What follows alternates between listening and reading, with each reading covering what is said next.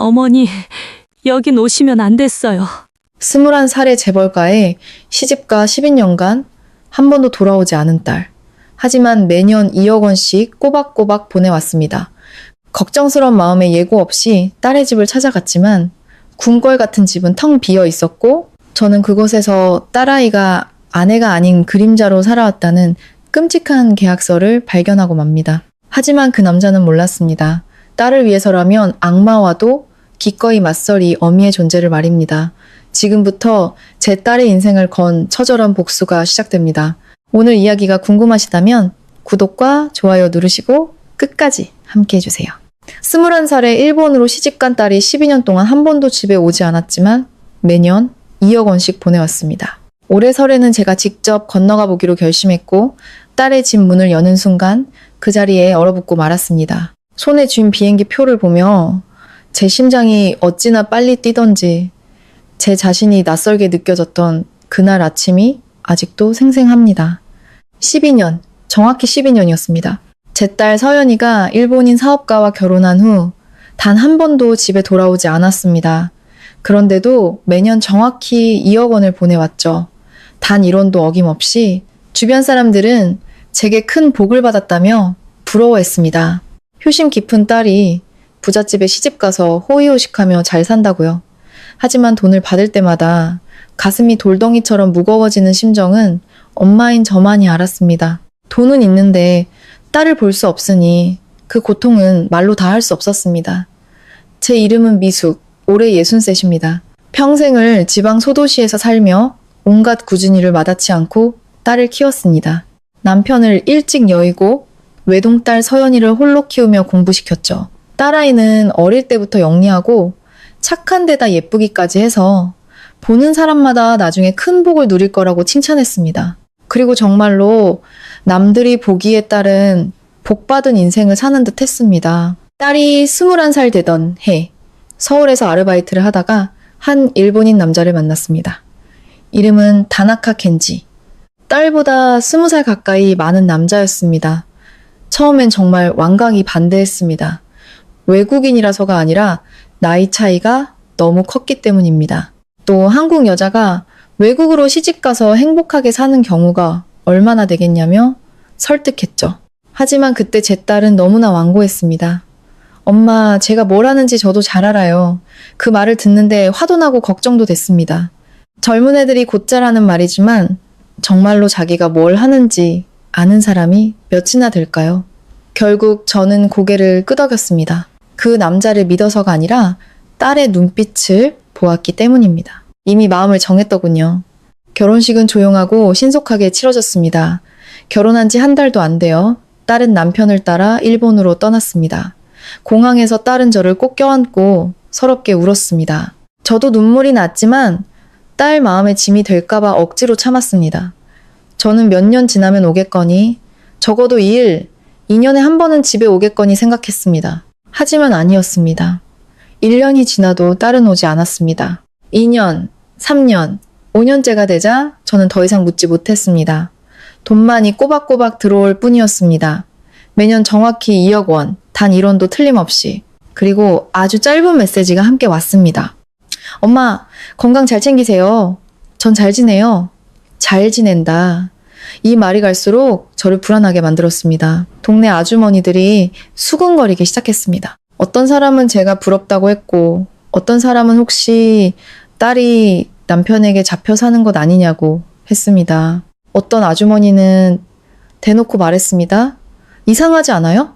돈을 그렇게 많이 보내면서 한 번을 안 오다니 무슨 일 있는 거 아니에요? 저는 그저 웃어 넘겼습니다.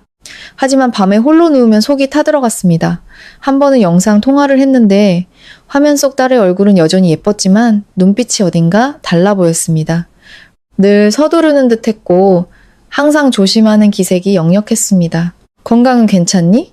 하고 묻자 딸은 웃으며 그럼요, 엄마 라고 대답했습니다.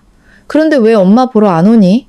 하고 묻자 몇 초간 침묵하더니 말했습니다. 일이 너무 바빠서요, 엄마. 딸이 모든 걸 말하지 않는다는 걸 알았지만 더 이상 캐물을 용기가 나지 않았습니다. 어미라는 존재는 때로 진실을 듣는 게 두려워 비겁해지기도 합니다. 시간은 그렇게 흘렀고 저는 늙어 흰머리가 더 늘었습니다. 딸이 보내준 돈 덕분에 집은 번듯하게 고쳤습니다. 모두들 제가 호강한다고 했지만 매일 혼자 밥을 먹는데 이게 무슨 호강일까요? 명절 때마다 저는 습관처럼 수저 한 벌과 밥그릇 하나를 식탁 한쪽에 더 놓았습니다. 어떤 해에는 딸이 가장 좋아하던 김치찌개를 끓였습니다. 김이 모락모락 나는 찌개를 보는데 눈물이 왈칵 쏟아졌습니다. 12년은 정말 긴 세월입니다. 그러던 어느 날 저는 지금껏 감히 생각지도 못했던 일을 하기로 결심했습니다. 제가 일본으로 가기로 한 겁니다. 예고도 없이 묻지도 않고 그저 제 딸이 어떻게 살고 있는지 제 두 눈으로 직접 보고 싶었습니다. 말은 간단했지만 60이 넘도록 비행기 한 번 타본 적 없고 해외에 나가본 적 없는 저에게는 정말 큰 결심이었습니다. 저는 이웃집 아들에게 부탁해 표를 예매하고 서류를 준비했습니다. 그 아이는 혹시 모르니 쓰라며 간단한 일본어 몇 문장을 적어주기까지 했습니다. 삐뚤빼뚤한 글씨를 보며 허수음도 나고 걱정도 됐습니다. 어머님, 거기 가셔서 무슨 일 있으면 바로 전화하세요. 저는 고개를 끄덕였지만 속으로는 생각했습니다. 정말 무슨 일이 생기면 내가 침착하게 전화를 걸 수 있을까? 비행은 4시간이 넘게 걸렸습니다. 태어나 처음 타보는 비행기였습니다. 이륙할 때 저는 손잡이를 하얗게 질릴 때까지 꽉 잡았습니다. 지나가던 승무원이 웃으며 말했습니다. 걱정 마세요, 어머님. 괜찮습니다. 저도 따라 웃었지만 마음속은 불안함으로 가득했습니다. 비행기가 무서운 게 아니었습니다. 저를 기다리고 있을 현실이 두려웠습니다. 공항에 내려 한참을 멍하니 서 있었습니다.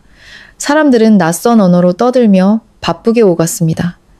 다행히 딸의 집 주소를 미리 준비해 갔습니다. 택시기사에게 보여주자 그는 고개를 끄덕이고 저를 태워갔습니다.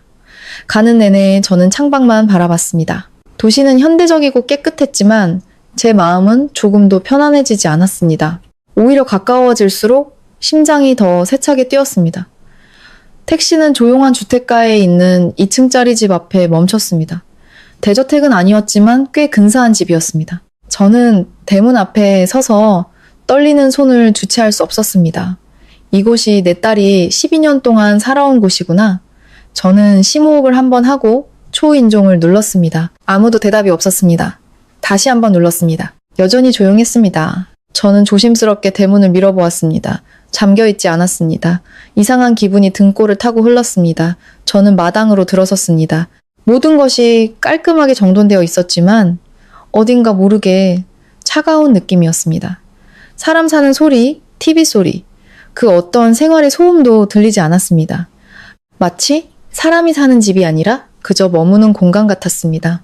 저는 현관문으로 다가가 손잡이에 손을 얹었습니다. 심장이 미친 듯이 뛰었습니다. 그때 왜인지 이웃 아주머니가 했던 말이 떠올랐습니다. 무슨 일 있는 거 아니에요? 저는 마른 침을 삼키고 천천히 문을 밀었습니다. 문이 열리는 순간 저는 그 자리에 얼어붙고 말았습니다. 제 눈앞에 펼쳐진 것은 제가 12년 동안 상상해온 단란한 가정의 모습이 아니었습니다. 저는 다리에 힘이 풀려 주저앉을 뻔했습니다. 그때서야 저는 깨달았습니다. 매년 보내오던 2억 원은 복이 아니었습니다. 그것은 대가였습니다. 아주 비싼 대가. 그리고 아마도 제 딸은 그 대가를 12년 동안 치러왔던 겁니다. 저는 문턱에 얼어붙은 채 서 있었습니다. 손은 여전히 문고리를 잡고 있었죠. 제 눈앞에 펼쳐진 거는 제가 수년간 상상해온 따뜻한 집이 아니라 믿을 수 없을 만큼 차가운 공간이었습니다. 넓은 거실은 너무나 깔끔해서 거의 무균실 같았습니다. 모든 것이 모델하우스처럼 반듯하게 정돈되어 있었지만 사람 사는 흔적이라고는 찾아볼 수 없었습니다. 빗둘게 놓인 슬리퍼 한 짝도, 의자에 걸쳐진 외투도, 음식 냄새나 차 냄새 같은 가정의 온기를 느끼게 하는 그 어떤 것도 없었습니다. 저는 그 기묘한 침묵을 깨뜨릴까 두려워 조심스럽게 안으로 들어섰습니다. 서연아 하고 작게 불렀습니다. 대답은 없었습니다. 주위를 둘러보니 테이블 위에 화병이 있었지만 조화였습니다. 보기에는 아름답지만 향기도 생명력도 없는 그런 꽃. 손을 대보니 차가웠습니다. 심장이 더 빨리 뛰기 시작했습니다. 저는 집 안깊숙이 들어왔습니다. 한 걸음 내디딜 때마다 불안감이 커졌습니다. 부엌은 기름때 하나 없이 깨끗했고 그릇들은 찬장에 가지런히 정리되어 있어 마치 오랫동안 사용하지 않은 듯 했습니다. 냉장고를 열어보니 거의 텅 비어 있었습니다. 물 몇 병과 시들기 시작한 과일 몇 개, 그리고 즉석식품 1개가 전부였습니다. 저는 잠시 멍하니 서 있었습니다. 이 집에 사는 여자가 이렇게 지낸단 말인가? 제 딸 서연이는 어릴 때부터 요리를 좋아했습니다. 나중에 결혼하면 매일 남편에게 직접 밥을 해주겠다고 말했었죠. 갑자기 목이 메어왔습니다. 저는 돌아서서 계단으로 향했습니다. 마치 위층에서 저를 기다리고 있을 진실이 두려운 듯 한 걸음 한 걸음 천천히 옮겼습니다. 2층에 올라가니 문이 3개 있었습니다. 저는 첫 번째 문 앞에 서서 심호흡을 하고 문을 열었습니다. 침실이었지만 침대는 싱글베드 하나뿐이었습니다. 더블베드가 아니었습니다. 저는 그 자리에 못 박힌 듯 서 있었습니다. 침대 시트는 주름 하나 없이 팽팽했고 두 사람이 함께 자는 적은 전혀 없었습니다. 침대 옆 탁자에는 스탠드와 책 1권, 그리고 낡은 휴대폰 하나가 놓여 있었습니다. 가까이 다가가 자세히 살펴보았습니다. 부부의 방이라고 볼 만한 물건은 아무것도 없었습니다. 오직 한 사람의 공간이었습니다. 다리가 후들거리기 시작했습니다. 옷장을 열어보았습니다. 안에는 온통 여자 옷뿐이었습니다. 남자 옷은 단 한 벌도 없었습니다. 단 한 벌도. 저는 옷장 문을 닫았습니다. 심장이 세차게 뛰었습니다. 머릿속에 한 가지 생각이 스쳤지만 차마 믿고 싶지 않았습니다. 저는 서둘러 두 번째 방으로 갔습니다. 문을 열자 안에는 서재가 있었습니다. 책상과 컴퓨터, 서류들이 있었지만 모든 것이 너무나 깔끔하게 정돈되어 있어 마치 아무도 자주 사용하지 않는 것 같았습니다. 저는 주위를 둘러보며 제 딸과 결혼했다는 다나카 켄지라는 남자의 흔적을 찾으려 했었습니다. 없었습니다. 사진 1장, 개인 물품 하나, 그 어떤 흔적도 없었습니다. 마치 그 남자는 이 집에 존재한 적이 없는 사람 같았습니다. 추워지기 시작했습니다. 등골에서부터 목덜미까지 한기가 흘렀습니다. 저는 마지막 방으로 다가갔습니다. 왜인지 문고리를 잡는 손이 더 심하게 떨렸습니다. 문을 열었고 이번에는 정말로 서 있을 수가 없었습니다. 그 방은 상자들이 가득 쌓여 있는 창고 같았습니다. 열려있는 상자 안에는 현금 다발이 빽빽하게 쌓여 있었습니다. 저는 제 눈을 믿을 수가 없었습니다. 가까이 다가가 떨리는 손으로 돈다발 하나를 만져보았습니다. 한국 돈이었습니다. 다른 상자를 열어보았습니다. 역시 돈이었습니다. 엄청난 양의 돈. 세어보지 않아도 어마어마한 액수라는 것을 알 수 있었습니다. 저는 한 걸음 물러섰습니다. 머리가 핑 돌았습니다. 이게 대체 뭐지? 저는 중얼거렸습니다. 딸이 매년 2억 원씩 보내왔던 날들이 떠올랐습니다. 저는 그 돈이 저를 위해 보내는 것이라고만 생각했습니다. 그런데 여기에도 이렇게 돈이 있다면 그 돈은 대체 어디서 난 것일까요? 그리고 왜 이렇게 창고 같은 방에 숨겨두었을까요? 바로 그때 아래층에서 문 열리는 소리가 들렸습니다. 아주 가볍지만 선명한 발소리, 심장이 터져 나올 것 같았습니다. 저는 숨도 크게 쉬지 못하고 가만히 서 있었습니다. 발소리는 거실로 들어와 멈췄고 이내 엄마 하는 목소리가 들렸습니다. 저는 깜짝 놀라 돌아보았습니다. 서연이의 목소리였습니다. 하지만 예전 같지 않았습니다. 더 낮고 쉬어 있었고 무척이나 지쳐 있었습니다. 저는 서둘러 아래로 달려 내려갔습니다. 계단을 막 내려섰을 때 딸을 보았습니다.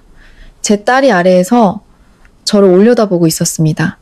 12년 만의 만남. 딸은 여전했지만 예전의 딸이 아니었습니다. 얼굴은 여전히 예뻤지만 더 수척했고 눈빛은 예전처럼 막지 않았습니다.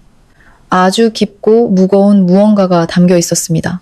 우리 모녀는 몇 초간 아무 말 없이 서로를 바라보았습니다. 이내 딸이 다가와 저를 안았습니다. 힘껏 껴안았지만 울음소리는 없었습니다. 침묵만이 흘렀습니다. 딸이 무언가를 억누르고 있다는 것이 느껴졌습니다. 저는 떨리는 목소리로 물었습니다. 얘야, 이게 대체 어떻게 된 일이니? 딸은 바로 대답하지 않고 저를 놓아주며 제 눈을 똑바로 쳐다보았습니다. 그리고는 제가 평생 잊지 못할 한마디를 했습니다. 엄마, 여긴 오시면 안 됐어요. 저는 망연자실했습니다. 왜? 하고 물었습니다. 목소리가 거의 갈라져 나왔습니다. 딸은 아래를 내려다보며 희미하게 웃었습니다. 조금도 기쁨이 없는 미소였습니다. 엄마가 다 보셨잖아요. 저는 딸의 손을 잡으며 다급하게 말했습니다. 네, 남편은 어디 있니? 왜 집 안에 그 사람 물건이 하나도 없어? 저 위층의 돈은 또 뭐고? 엄마한테 말해줘. 딸은 오랫동안 침묵했습니다. 그리고는 제 손을 부드럽게 떼어냈습니다. 엄마, 저 남편 없어요. 저는 그 자리에 얼어붙었습니다. 그 말은 마치 망치로 머리를 맞은 것 같았습니다. 뭐라고? 딸은 저를 보며 아주 차분한 눈빛으로 말했습니다. 전 한 번도 결혼한 적 없어요. 공기가 멈춘 듯 했습니다. 제가 서 있는 건지 쓰러지고 있는 건지 분간이 되지 않았습니다. 이해할 수 없었습니다. 12년 전에 엄마를 속였어요. 딸의 목소리는 아주 작았지만 한 글자 한 글자가 제 심장을 찔렀습니다. 저는 한 걸음 물러서며 눈을 크게 떴습니다. 거짓말을 했다고? 딸은 고개를 끄덕였습니다. 세상이 빙빙 도는 것 같았습니다. 엄마, 제가 매년 보내드린 돈. 딸은 잠시 말을 멈췄다가 천천히 말을 이었습니다. 남편 돈이 아니에요. 저는 눈도 깜빡이지 않고 딸을 보았습니다. 심장이 아플 정도로 세차게 뛰었습니다. 그럼 무슨 돈인데? 딸은 바로 대답하지 않고 고개를 돌렸습니다. 잠시 후 딸이 말했습니다. 제가 번 돈이에요. 저는 제가 잘못 들었다고 생각했습니다. 어떻게 벌었기에 그렇게 많이? 딸이 웃었습니다. 이번 미소는 아까보다 더 고통스러워 보였습니다. 제 시간과 제 인생, 일부를 팔아서요. 저는 그 말을 다 이해할 수 없었지만 뭔가 아주 잘못되었다는 것을 알았습니다. 그리고 그때서야 깨달았습니다. 이번 저의 여행은 단순한 방문이 아니라 제가 감히 상상조차 해본 적 없는 진실 속으로 들어온 것이라는 사실을, 그리고 저는 아마도 이전으로는 결코 돌아갈 수 없는 이야기들을 듣게 될 것이라는 것을 예감했습니다. 저는 거실 의자에 주저앉았습니다. 다리는 여전히 후들거렸습니다. 꿈에서 깨어나 악몽보다 더 끔찍한 현실에 떨어진 기분이었습니다. 딸아이는 제 맞은편에 서서 두 손을 모은 채 바닥을 내려다보고 있었습니다. 우리 모녀는 오랫동안 침묵했습니다.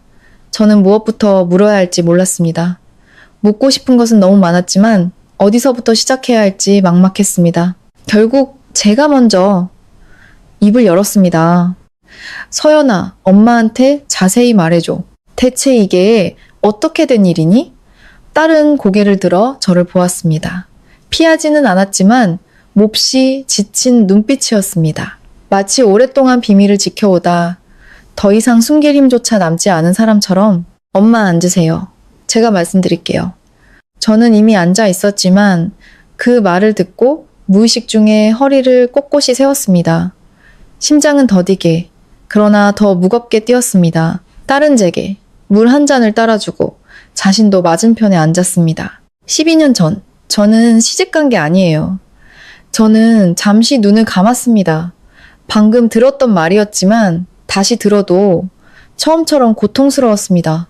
그럼 뭘 하러 간 거니? 하고 물었습니다. 딸은 저를 보며 입술을 달싹이다가 말했습니다. 일하러 갔어요. 무슨 일을 하기에 매년 2억 원씩 보낼 수 있니?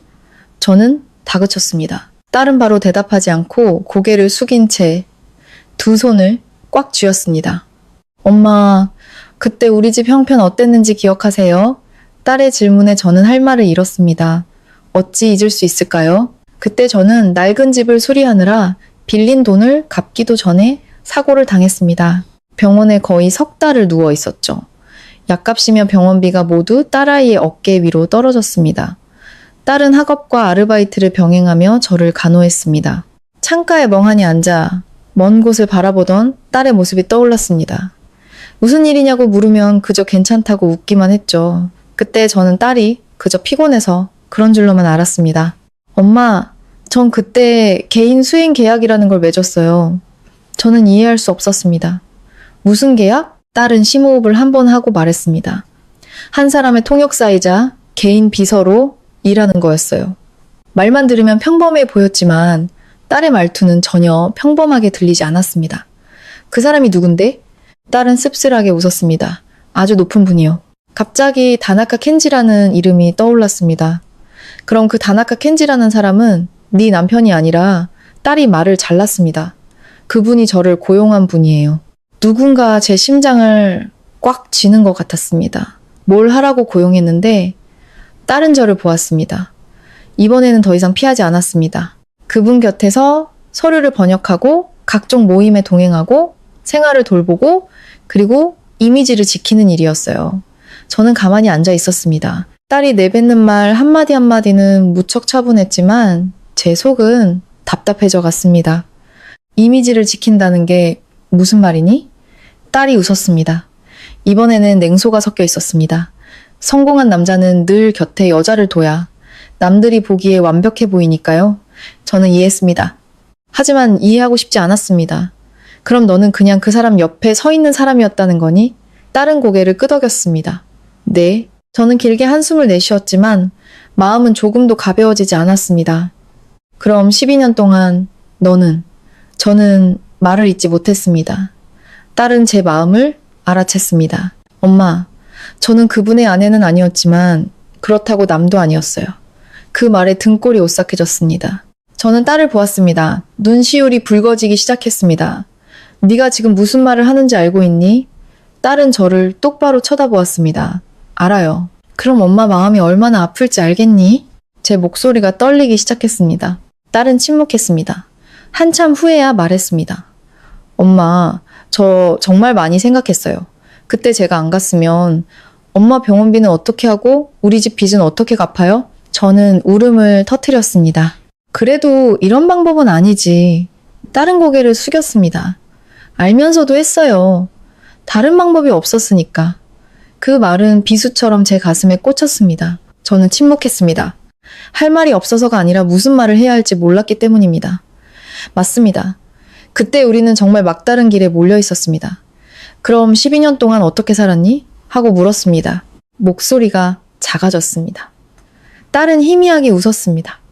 엄마가 보신 그대로요. 저는 사람 온기 하나 없이 깔끔하기만 하던 이 집을 떠올렸습니다.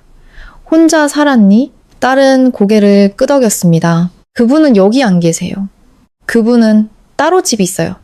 이 집은 그분이 저를 위해 사주신 거고요. 저는 주위를 둘러보았습니다. 아름답지만 차가운 집. 그럼 저 위층의 돈은? 딸은 천장을 올려다보며 생각에 잠긴 듯 했습니다. 그건 제가 쓰지 않은 돈이에요. 쓰지 않았다고? 저는 놀랐습니다. 매년 엄마한테 2억 원씩 보냈잖아. 남은 돈은 별로 안 썼어요. 저는 망연자실했습니다. 안 쓰고 뭘 하려고? 딸이 웃었습니다. 언젠가 그만둘 수 있는 나를 위해서요. 저는 다 이해하지 못했지만 그 말 속에 아주 깊은 무언가가 담겨 있음을 느꼈습니다. 언제부터 그만둘 생각이었니? 딸은 바로 대답하지 않고 저를 보며 되물었습니다. 엄마, 제가 마지막으로 진심으로 웃었던 게 언제인지 기억하세요? 저는 할 말을 잃었습니다. 기억나지 않았습니다. 영상 통화를 할 때면 딸은 항상 웃고 있었습니다. 하지만 그게 진심이었을까요? 저는 몰랐습니다. 딸은 저를 보며 슬픈 눈빛으로 말했습니다. 저도 기억 안 나요. 침묵이 흘렀습니다. 저는 12년 만에 처음으로 제 딸을 제대로 마주 보았고 딸아이가 더 이상 예전에 철없던 딸이 아니라는 것을 깨달았습니다. 딸은 어른이 되어 있었습니다. 평범하게 나이를 먹은 것이 아니라 세상에 의해 억지로 어른이 되어버린 것 같았습니다. 저는 손을 뻗어 딸의 손을 잡았습니다. 이번에는 아무것도 묻지 않았습니다. 한참을 잡고 있다가 말했습니다. 서연아, 엄마랑 집에 가자. 딸은 저를 보았습니다. 눈빛이 흔들렸습니다. 가자, 얘야. 돈은 충분해. 집도 있고 엄마는 이제 더 필요한 거 없어.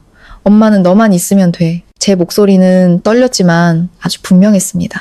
딸은 오랫동안 침묵하다가 작게 말했습니다.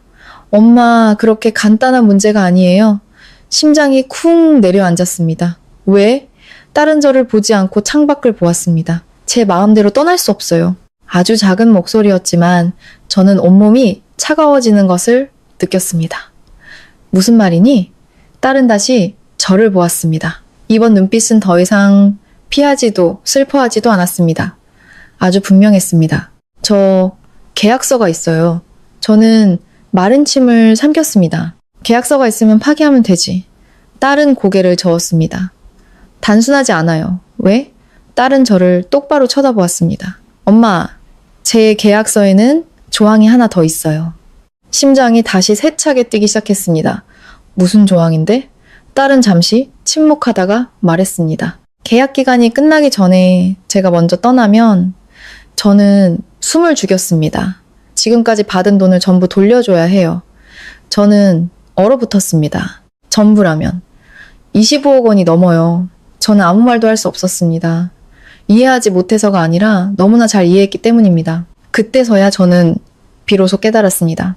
제 딸은 살고 있는 게 아니었습니다. 돈과 12년간의 희생으로 붙잡혀 있었던 겁니다. 그리고 저는 그것도 모른 채 매년 그 대가를 받아왔던 사람이었습니다. 저는 무릎 위에 두 손을 얹은 채 멍하니 앉아 있었습니다. 딸아이가 한 말들이 파도처럼 머릿속을 헤집어 놓아 어지럽고 고통스러워서 어떻게 반응해야 할지 몰랐습니다. 25억 원이 넘는 돈. 평생 생각해 본 적도 없는 액수였습니다. 하지만 돈보다 더 무서운 것은 딸이 묶여있는 방식이었습니다. 엄마, 너무 걱정 마세요. 서연이가 조용히 말했습니다. 저는 고개를 들어 딸을 보았습니다. 눈가에는 아직 눈물이 맺혀 있었습니다. 걱정이 안 되게 생겼니? 12년 동안 네가 이렇게 산 걸 이제야 알았는데 걱정하지 말라니. 딸은 아무 말 없이 앉아 있었습니다. 그 침묵이 제 마음을 더 아프게 했습니다. 저는 심호흡을 하며 겨우 평정을 되찾으려 애썼습니다. 계약, 얼마나 더 남았니? 딸은 바로 대답했습니다. 2년 남았어요. 2년. 저는 속으로 되뇌었습니다. 12년이 지났고 이제 2년 남았다. 말로만 들으면 길지 않은 시간 같지만 딸이 살아온 시간을 생각하면 그 2년은 평생처럼 느껴질 수도 있었습니다. 다른 방법은 없니? 하고 물었습니다. 딸은 고개를 저었습니다. 알아봤어요. 조항이 아주 엄격해요. 제가 위반하면 소송을 걸 수도 있고 심지어 한국으로 돌아가지 못하게 할 수도 있어요. 목이 메어왔습니다. 계약서 하나가 어떻게 사람 인생을 그렇게 올가맬 수 있니? 딸은 희미하게 웃었습니다. 엄마, 제가 서명했잖아요. 그 말에 누구도 탓할 수 없었습니다. 그저 상황이 원망스러울 뿐이었습니다. 저는 딸을 한참 바라보다가 계속 피하고 싶었던 질문을 던졌습니다. 서연아, 힘들었니? 딸은 바로 대답하지 않고 자신의 손을 내려다 보았습니다. 길고 예쁜 손가락에 작은 굳은 살이 박여 있었습니다. 한참 후에야 말했습니다. 항상 힘들었던 건 아니에요. 그 말에 가슴이 미어졌습니다. 힘들었던 때도 있었다는 뜻이니까요. 딸은 부인하지 않았습니다. 엄마 맞거나 욕을 듣지는 않았어요. 그분도 저를 함부로 대하지는 않았고요. 저는 고개를 끄덕였지만 마음은 놓이지 않았습니다. 하지만 딸은 고개를 들어 저를 보았습니다. 제가 하고 싶은 걸 할 수는 없었어요. 저는 침묵했습니다. 필요할 땐 그분과 동행해야 했고 정해진 시간과 장소에 나타나야 했어요. 웃어야 할 땐 웃고 침묵해야 할 땐 침묵해야 했죠. 딸의 목소리는 담담했지만 제게는 고통으로 들렸습니다. 어떤 날은 누구와도 대화하지 않았어요. 저는 딸을 보았습니다. 눈앞이 흐려졌습니다. 집에 가고 싶을 때도 있었지만 감히 생각조차 할 수 없었어요. 저는 더 이상 참을 수 없었습니다. 벌떡 일어나 딸을 껴안았습니다. 됐다. 이제 그만 말해. 딸은 울지 않고 가만히 제게 안겨 있었습니다. 딸이 울지 않는 모습이 제 마음을 더 아프게 했습니다. 잠시 후 저는 딸을 놓아주었습니다. 엄마가 여기서 같이 있을게. 저는 단호하게 말했습니다. 딸은 깜짝 놀랐습니다. 안 돼요, 엄마. 왜 안 돼? 안전하지 않아요. 저는 미간을 찌푸렸습니다. 안전하지 않다니. 무슨 말이니? 딸은 주위를 둘러보며 목소리를 낮췄습니다. 그분은 낯선 사람이 나타나는 걸 좋아하지 않으세요. 이해가 되지 않았습니다. 하지만 난 내 엄마잖니. 딸은 고개를 저었습니다. 계약서에는 그런 조항이 없어요. 저는 몸이 굳었습니다. 엄마를 만나는 것조차 계약서에 따라야 한다니. 딸은 대답하지 않았지만 눈빛이 모든 것을 말해주고 있었습니다. 저는 다시 자리에 앉았습니다. 머리가 어지러웠습니다. 모든 것이 제 상상과 달랐습니다. 저는 제 딸이 돈 걱정 없이 좋은 집에서 안정적인 삶을 살고 있다고만 생각했습니다. 하지만 딸은 아름답지만 출구 없는 틀 안에 갇혀 살고 있었습니다. 바로 그때 전화벨이 울렸습니다. 서연이는 화면을 보더니 표정이 굳었습니다. 딸은 일어나 구석으로 가서 전화를 받았습니다. 다 들리지는 않았지만 딸의 표정 변화는 똑똑히 보였습니다. 차분함에서 긴장으로, 그리고는 고개를 끄덕였습니다. 네, 가겠습니다. 딸은 전화를 끊고 저를 돌아보았습니다. 엄마, 저 잠시 나가봐야 해요. 저는 놀랐습니다. 어디를 일하러요? 지금? 저는 시계를 보았습니다. 벌써 저녁 8시가 다 되어가고 있었습니다. 딸은 고개를 끄덕였습니다. 제 일은 정해진 시간이 없어요. 더 묻고 싶었지만 그만두었습니다. 그저 한마디만 물었습니다. 위험하지는 않니? 딸이 웃었습니다. 네, 엄마. 하지만 그 미소는 저를 안심시키지 못했습니다. 다른 방으로 옷을 갈아입으러 올라갔습니다. 저는 아래층에서 불안한 마음으로 앉아 있었습니다. 잠시 후 딸이 내려왔습니다. 저는 제 딸을 알아보지 못할 뻔했습니다. 아름다운 드레스를 입고 가볍게 화장을 하고 자연스럽게 머리를 늘어뜨린 모습은 무척이나 우아하고 낯설었습니다. 예전의 서연이가 아니라 다른 사람이 원하는 완벽한 여성의 모습이었습니다. 저는 자랑스러우면서도 마음이 아팠습니다.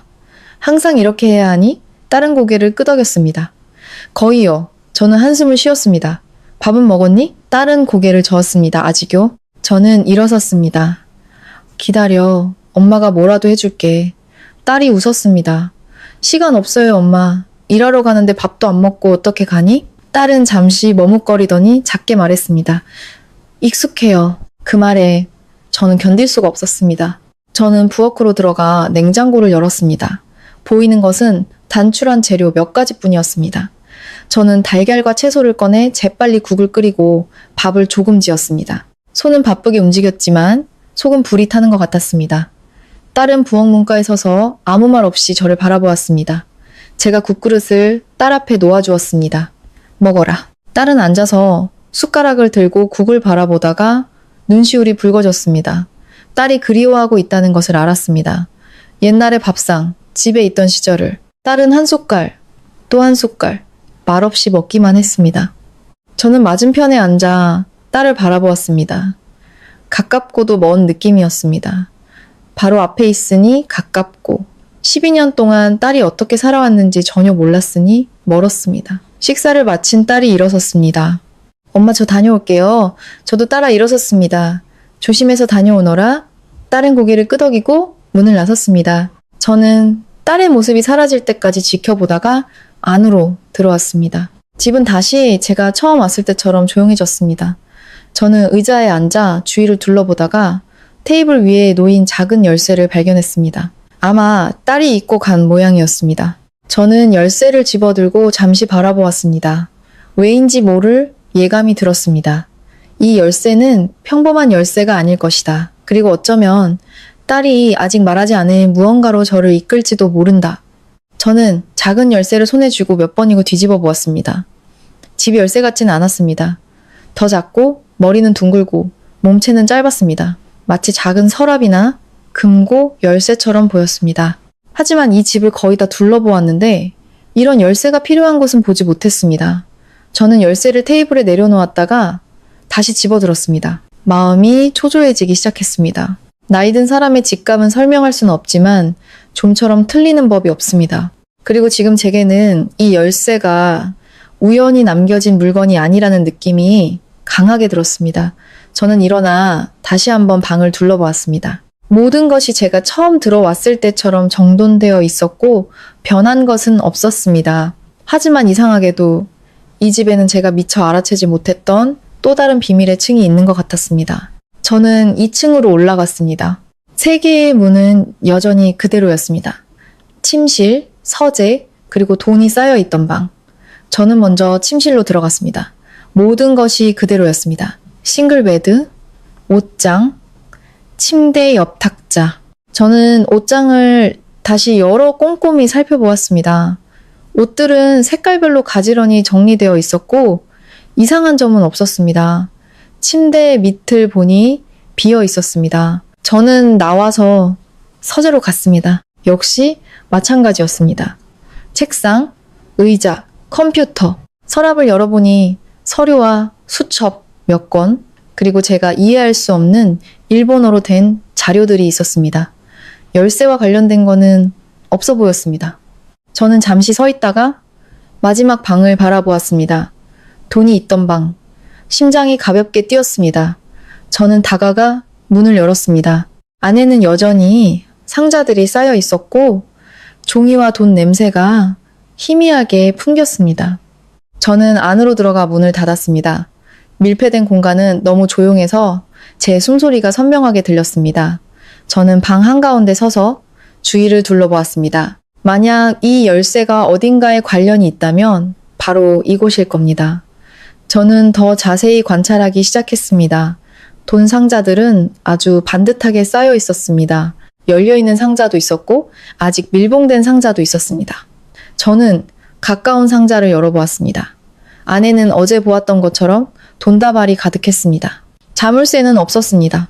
다른 상자로 옮겨갔습니다. 마찬가지였습니다. 저는 일어나 방을 한 바퀴 돌았습니다. 벽, 바닥, 천장, 모든 것이 평범했습니다. 하지만 방구석으로 다가갔을 때 저는 문득 걸음을 멈췄습니다. 벽에 바짝 붙어있는 작은 수납장이 있었습니다. 어제는 미처 보지 못했습니다.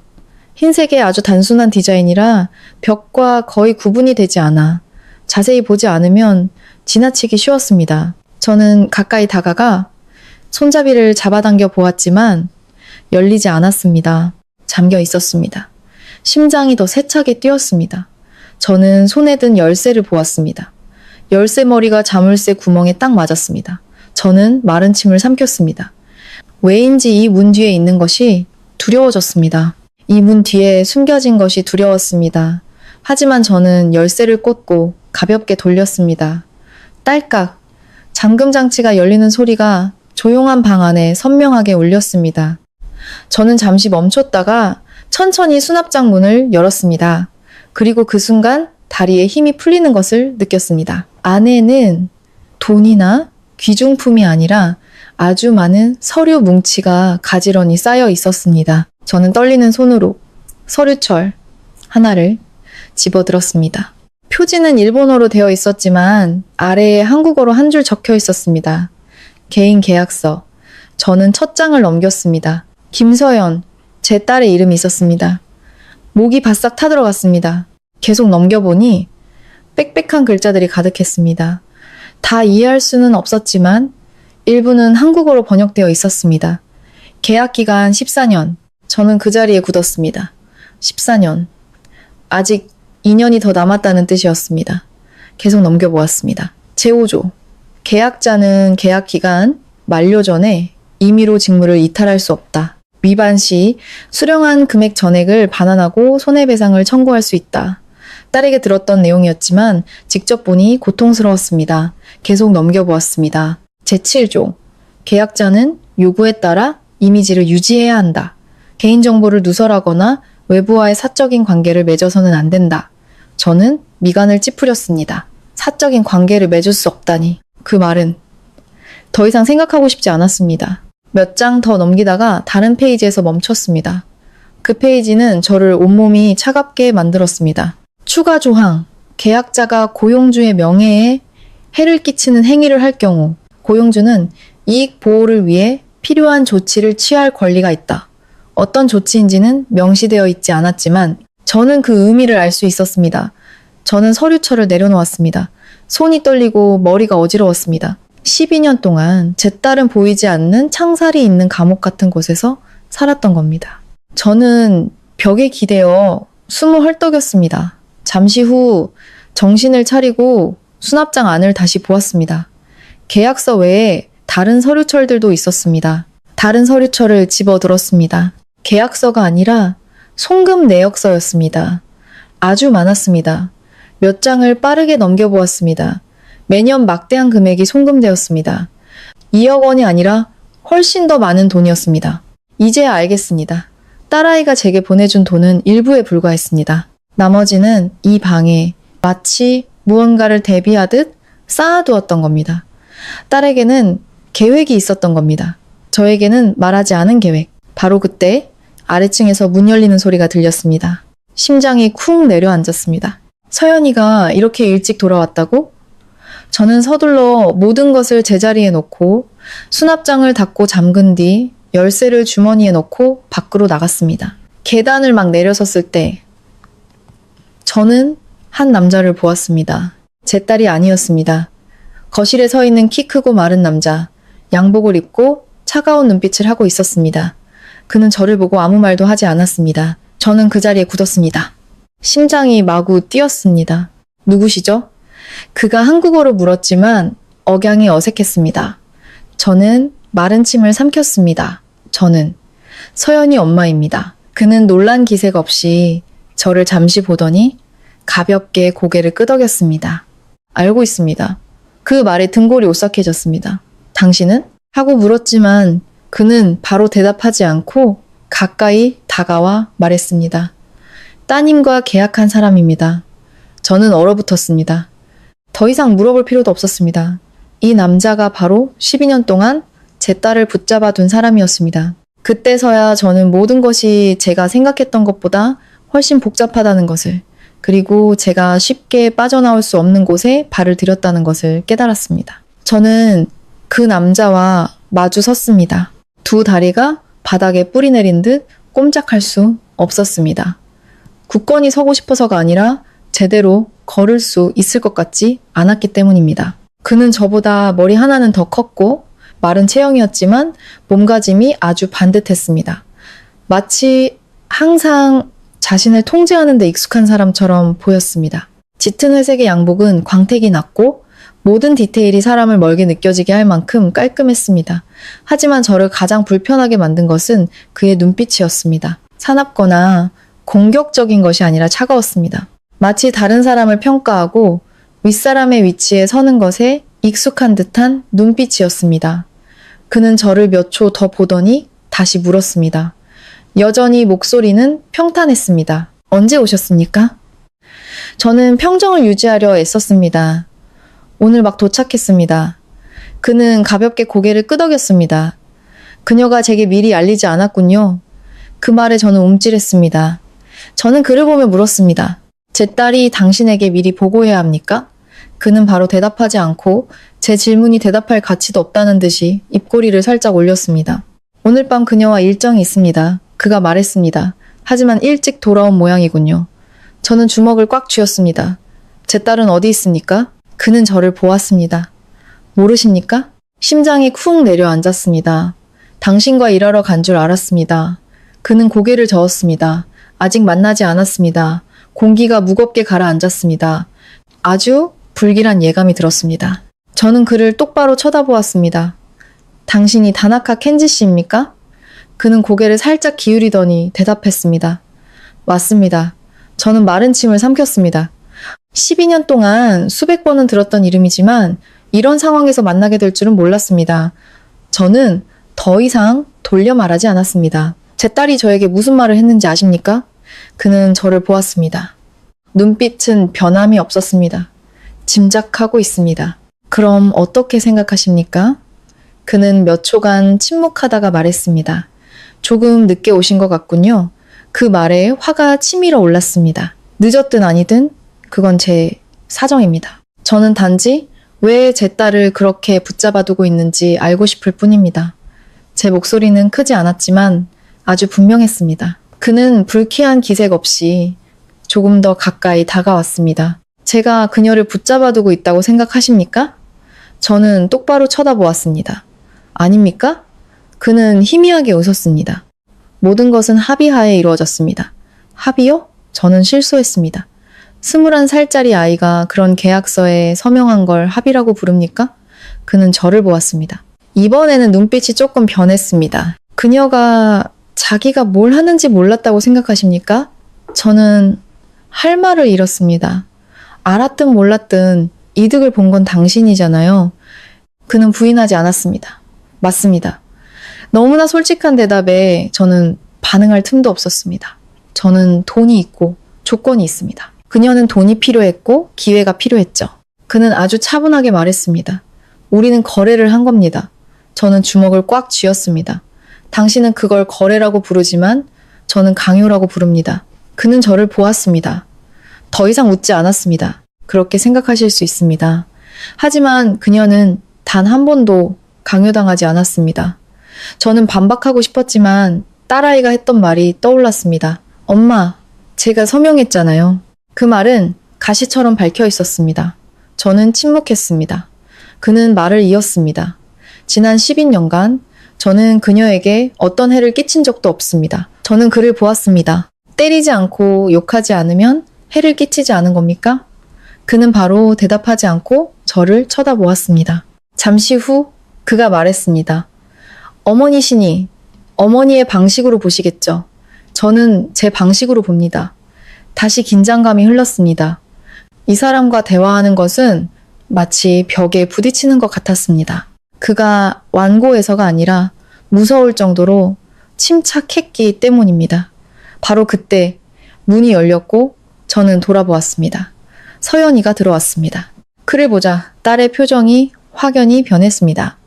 두려움이 아니라 긴장이었습니다. 오셨어요? 딸이 물었습니다. 목소리는 애써 평범하게 유지하려 했지만 미세하게 떨렸습니다. 그는 딸을 돌아보았습니다. 일찍 왔군. 딸은 고개를 끄덕였습니다. 개인적인 일이 있어서요. 그는 저를 보았다가 다시 딸을 보았습니다. 개인적인 일이란 이 분을 말하는 건가? 딸은 대답하지 않고 저와 그 남자 사이에 섰습니다. 아주 작은 행동이었지만 저는 딸이 저를 보호하려 한다는 것을 알았습니다. 저는 딸을 보며 가슴이 미어졌습니다. 딸아이는 이런 상황에 익숙해져 있었던 겁니다. 양쪽 사이에 서는 것에. 엄마, 방에 올라가서 쉬세요. 딸이 제게 작게 말했습니다. 저는 고개를 저었습니다. 아니, 엄마 여기 있을게. 딸은 저를 보았습니다. 눈빛에 걱정이 서려 있었습니다. 엄마 괜찮아. 저는 단호하게 말했습니다. 딸은 더 이상 말하지 않고 그를 향해 돌아섰습니다. 무슨 일이시죠? 그가 딸을 보았습니다. 오늘 밤 일정을 잊었나? 딸은 가볍게 한숨을 쉬었습니다. 기억하고 있어요. 하지만 오늘은 가지 않겠습니다. 공기가 얼어붙는 듯 했습니다. 저는 두 사람을 보았습니다. 한쪽은 제 딸, 다른 한쪽은 계약서를 쥐고 있는 남자.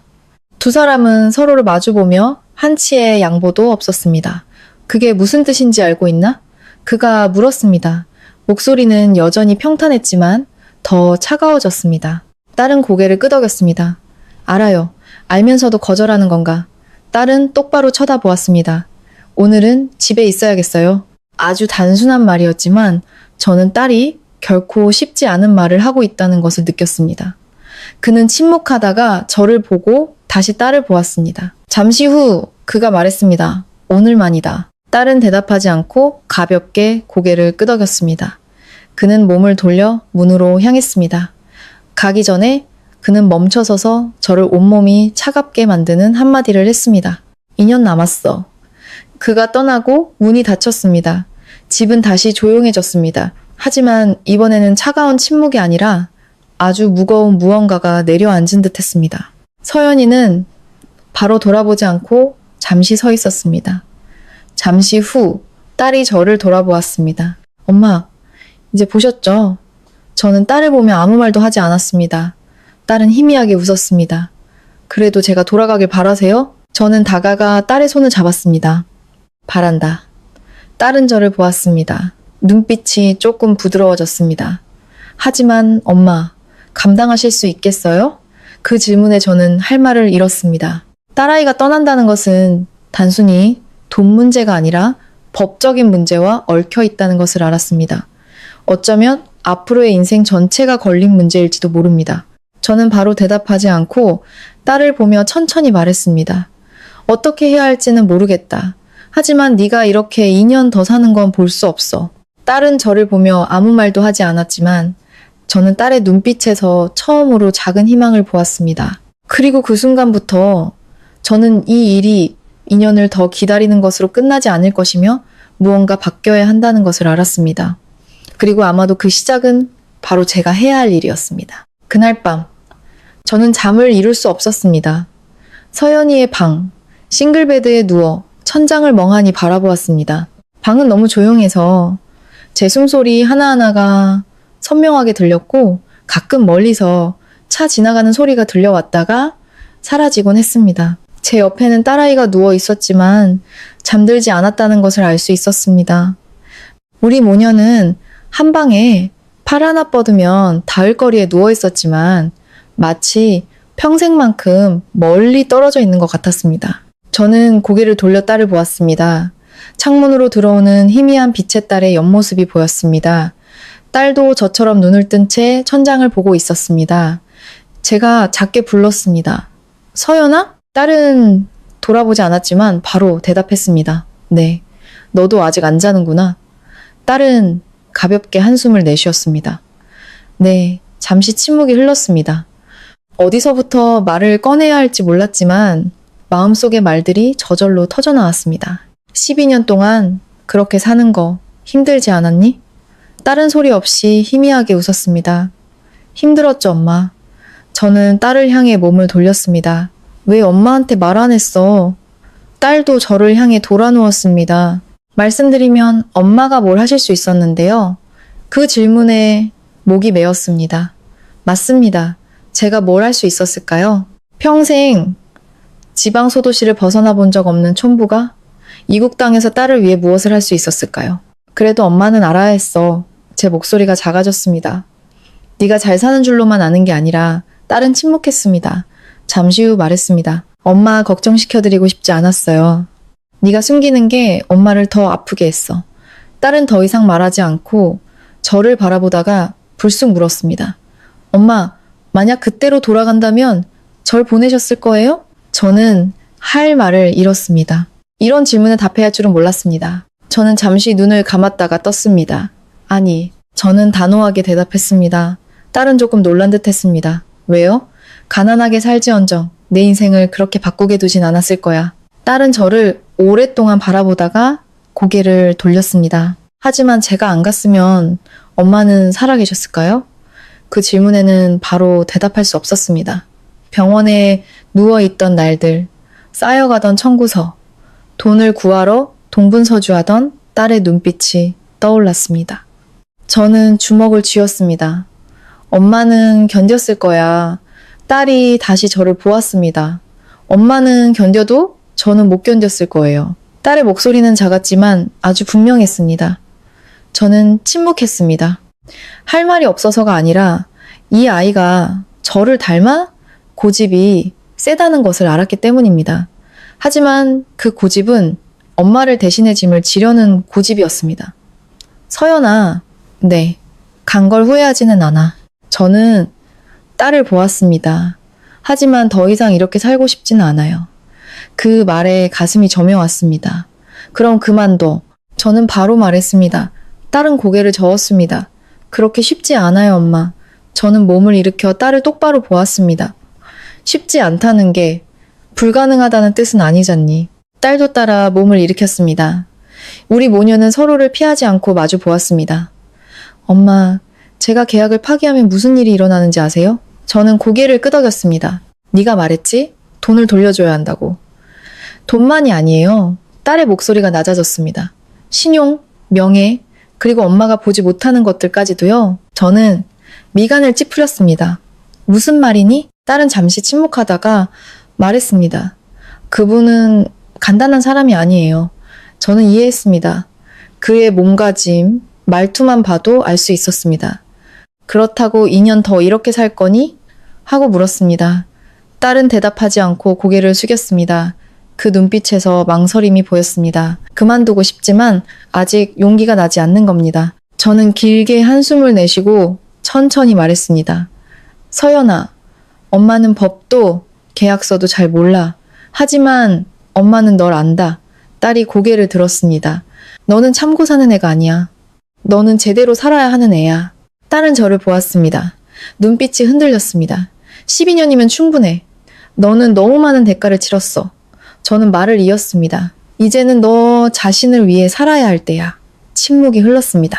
시계 초침 소리만이 들렸습니다. 잠시 후 딸이 작게 말했습니다. 엄마, 제가 그렇게 하면 무섭지 않으세요? 저는 희미하게 웃었습니다.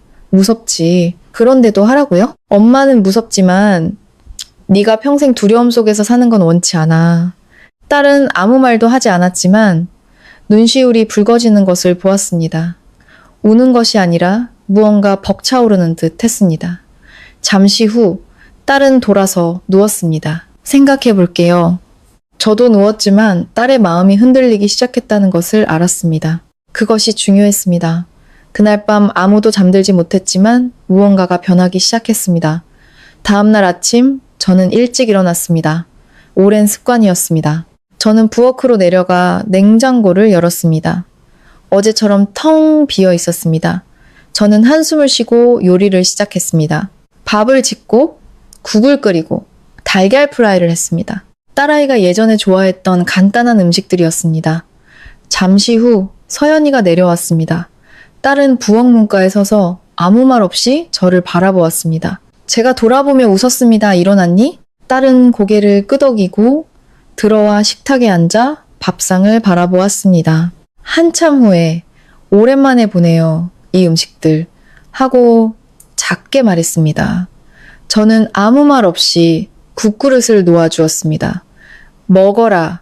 딸은 젓가락을 들고 한 입, 또 한 입 먹었습니다. 저는 맞은편에 앉아 딸을 보았습니다. 그 순간 저는 제 딸을 다시 찾은 것 같았습니다. 어젯밤 드레스를 입은 그 여자가 아니라 예전에 저와 함께 밥을 먹으며 천진하게 웃던 제 딸이었습니다. 식사를 마친 딸은 잠시 앉아 있다가 말했습니다. 엄마, 저 오늘 일 안 가요. 저는 고개를 끄덕였습니다. 그래, 엄마 모시고 가고 싶은 곳이 있어요. 저는 딸을 보았습니다. 어디? 딸은 바로 대답하지 않고 희미하게 웃었습니다. 엄마가 보셨으면 하는 곳이요. 저는 더 묻지 않고 고개를 끄덕였습니다. 그래, 가자. 마음속으로 직감했습니다. 딸이 데려가려는 곳이 지난 세월을 이해하게 해줄 마지막 조각일지도 모른다고. 그리고 어쩌면 그곳이 우리가 이 삶에서 벗어날 수 있을지 결정하는 장소가 될지도 모른다고 생각했습니다. 아침 식사 후 서연이는 평소처럼 서두르지 않았습니다. 그릇을 치우고 식탁을 닦았습니다. 마치 시간을 천천히 보내려는 듯 모든 동작이 느렸습니다. 저는 부엌문에 기대어 딸을 바라보았습니다. 마음이 따뜻하면서도 아팠습니다. 엄마, 외투 입으세요. 밖은 좀 추워요. 딸이 말했습니다. 저는 고개를 끄덕였습니다. 딸에게 이런 챙김을 받아본 지가 정말 오랜만이었습니다. 우리 모녀는 집을 나섰습니다. 딸이 운전했고 저는 조수석에 앉았습니다. 차는 조용히 주택가를 벗어났습니다. 창밖으로 보이던 나무와 낮은 건물들이 점차 사라지고 더 조용한 지역으로 접어들었습니다. 어디 가는 거니? 하고 물었습니다. 딸은 저를 보지 않고 운전에 집중하며 말했습니다. 제가 자주 가던 곳이요. 목소리는 평범했지만 그 안에 아주 특별한 무언가가 담겨 있었습니다. 차는 작고 평범한 건물 앞에 멈췄습니다. 화려하지도 낙지도 않은 3층짜리 건물이었습니다. 앞에는 일본어로 된 간판이 걸려 있었습니다. 읽을 수는 없었지만 안으로 드나드는 사람들이 보였습니다. 서연이는 시동을 끄고 저를 돌아보았습니다. 엄마, 같이 들어가요. 저는 고개를 끄덕였습니다. 안으로 들어서자 그 집과는 전혀 다른 공기가 느껴졌습니다. 이곳에는 사람 소리, 대화 소리, 차와 간식 냄새가 가득했습니다. 모든 것이 살아 있었습니다. 중년 여성 한 분이 서연이를 보고 미소 지었습니다. 오셨네요? 한국어로 말했습니다. 저는 깜짝 놀랐습니다. 서연이는 고개를 끄덕였습니다. 네, 오늘은 엄마 모시고 왔어요. 그 여성은 저를 보며 온화한 눈빛으로 말했습니다. 안녕하세요, 어머님. 저도 고개를 숙여 인사했지만 아직 이곳이 어떤 곳인지 알 수 없었습니다. 서연이는 저를 안으로 안내했습니다. 넓은 공간에 테이블과 의자가 몇 개 놓여 있었고 사람들이 앉아서 대화를 나누거나 책을 읽고 있었습니다. 모두 여자였고 나이대도 다양했습니다. 저는 딸의 팔을 살짝 잡아당겼습니다. 여기가 어디니? 딸은 저를 보고 천천히 말했습니다. 저 같은 사람들이 오는 곳이에요. 저는 그 자리에 멈췄습니다. 너 같은 사람들? 딸은 고개를 끄덕였습니다. 엄마, 여기 앉아 계세요. 제가 차 가져올게요. 저는 의자에 앉았습니다. 마음이 불안해지기 시작했습니다. 잠시 후 딸이 따뜻한 차 2잔을 가져왔습니다. 드세요, 엄마. 저는 찻잔을 들었지만 눈은 계속 주위를 둘러보았습니다. 이곳의 여자들은 부자처럼 보이지도 가난해 보이지도 않았습니다. 그들에게는 말로 표현하기 어려운 무언가가 있었습니다. 근처에 앉아있던 40대 여성이 저를 돌아보았습니다. 어머님, 오신 지 얼마 안 되셨나 봐요. 저는 고개를 끄덕였습니다. 네, 딸 보러 왔어요. 그분은 웃었습니다. 서연 씨요? 저는 놀랐습니다. 아세요? 그분은 고개를 끄덕였습니다. 그럼요. 여기 자주 와요. 저는 딸을 보았습니다. 딸은 아무 말 없이 앉아 있었습니다. 저는 다시 그분에게 물었습니다. 여기는 뭐 하는 곳인가요? 그분은 저를 잠시 보더니 말했습니다. 저희들이 이야기하는 곳이요. 저희들이요? 하고 대묻자 어머님 따님처럼 일하는 사람들이요. 하고 대답했습니다. 심장이 쿵 내려앉는 것 같았습니다. 그런 사람 부부요. 그분은 희미하게 웃었습니다. 많아요, 어머님. 그 대답에 슬퍼해야 할지 두려워해야 할지 몰랐습니다. 저희는 저마다 사정이 달라요. 빚 때문에, 가족 때문에, 아니면 그냥 빨리 인생을 바꾸고 싶어서요. 그분은 마치 아무렇지 않은 일인 것처럼 자연스럽게 말했습니다. 저는 주위의 얼굴들을 둘러보았습니다. 모두 달랐지만 한 가지 공통점이 있었습니다. 눈빛이 아주 깊고 세상 풍파를 겪은 듯 했습니다. 더 이상 순수함은 남아있지 않았습니다. 저희는 여기에 숨 쉬러 와요. 그분이 덧붙였습니다. 이야기하고 내가 누구인지 잊지 않으려고요. 그 말에 목이 메었습니다. 서연이는 옆에서 아무 말도 하지 않았습니다. 저는 딸을 돌아보았습니다. 너도 여기 자주 왔니? 딸은 고개를 끄덕였습니다. 힘들 때마다요. 저는 딸의 손을 잡았습니다. 힘들면 엄마한테 말하지. 딸은 희미하게 웃었습니다. 그때는 그럴 용기가 없었어요. 저는 딸의 손을 더 꽉 잡았습니다. 잠시 후 그 여성이 일어섰습니다. 어머님, 편히 계세요. 필요한 거 있으면 말씀하시고요. 저는 고개를 끄덕였습니다. 그분이 떠나고 저는 딸에게 물었습니다. 여기에 친구도 있니? 딸은 고개를 끄덕였습니다. 몇 명 있어요. 돌아간 사람도 있니? 하고 물었습니다. 딸은 침묵했습니다. 잠시 후에야 말했습니다. 있어요. 심장에 희미한 빛이 들어오는 것 같았습니다. 정말? 딸은 저를 보았습니다. 돈을 다 갚고 돌아간 사람이 있어요. 저는 바로 물었습니다. 그럼 너도 할 수 있잖아. 딸은 고개를 저었습니다. 상황이 달라요. 뭐가 다른데? 환경, 계약 조건. 그리고 뒤에 있는 사람이요. 저는 모두가 같을 수는 없다는 것을 알았지만 적어도 벗어난 사람이 있다는 사실에 희망을 가졌습니다. 저는 딸을 보았습니다. 엄마는 네가 돈을 다 갚는 걸 원하지 않아. 딸은 놀란 눈으로 저를 보았습니다. 그냥 네가 돌아오기만 하면 돼. 딸은 대답 없이 고개를 숙였습니다. 딸이 생각에 잠겨 있다는 것을 알았습니다. 잠시 후 딸이 일어섰습니다. 엄마, 저랑 한 군데만 더 가요. 저는 고개를 끄덕였습니다. 우리 모녀는 그곳을 나와 차에 올랐습니다. 이번에는 더 멀리 갔습니다. 동네를 벗어나고 도시를 벗어났습니다. 길은 한적해졌고 차는 작은 들판을 지나 넓은 공터 앞에 멈췄습니다. 작은 목조 주택이 있었고 앞에는 마당이 있었습니다. 화려하지는 않았지만 아주 평화로워 보였습니다. 저는 차에서 내려 숨을 깊이 들이마셨습니다. 공기가 상쾌했습니다. 여기는 어디니? 하고 물었습니다. 다른 집을 보며 부드러운 목소리로 말했습니다. 제가 오려고 했던 곳이요. 저는 딸을 돌아보았습니다. 계약이 끝나면요. 심장이 세차게 뛰었습니다. 준비하고 있었구나. 딸은 고개를 끄덕였습니다. 몇 년 동안 이 땅을 사서 이 집을 지었어요. 저는 주위를 둘러보았습니다. 집은 크지 않았지만 연기하는 삶이 아니라 진짜 살기 위한 공간으로는 충분해 보였습니다. 저는 안으로 들어갔습니다. 내부는 단순했습니다. 작은 거실, 부엌, 침실 하나. 꾸밈은 없었지만 따뜻했습니다. 저는 딸을 돌아보았습니다. 여기서 살 생각이었니? 딸은 고개를 끄덕였습니다. 새로 시작하고 싶었어요. 저는 딸을 꼭 껴안았습니다. 그럼 2년 더 기다리지 마. 딸은 저를 밀어내지 않고 가만히 있었습니다. 아무 말도 하지 않았습니다. 잠시 후 딸이 작게 말했습니다. 엄마, 저 무서워요. 저는 딸을 놓아주고 똑바로 쳐다보았습니다. 엄마도 무서워. 하지만 지금 하지 않으면 넌 평생 무서워하며 살게 될 거야. 딸은 저를 보았습니다. 눈빛이 흔들렸습니다. 바람이 불어와 딸의 머리카락을 흩날렸습니다. 그 순간 저는 제 딸이 두 갈래 길 사이에 서 있다는 것을 보았습니다. 한쪽은 안전하지만 공허한 길, 다른 한쪽은 위험하지만 진짜 삶이 있는 길. 그리고 저는 딸이 곧 선택해야 한다는 것을, 단지 그럴 용기가 있는지의 문제라는 것을 알았습니다. 그날 오후 돌아오는 길에 서연이는 아주 천천히 운전했습니다. 저는 아무 말도 하지 않았습니다.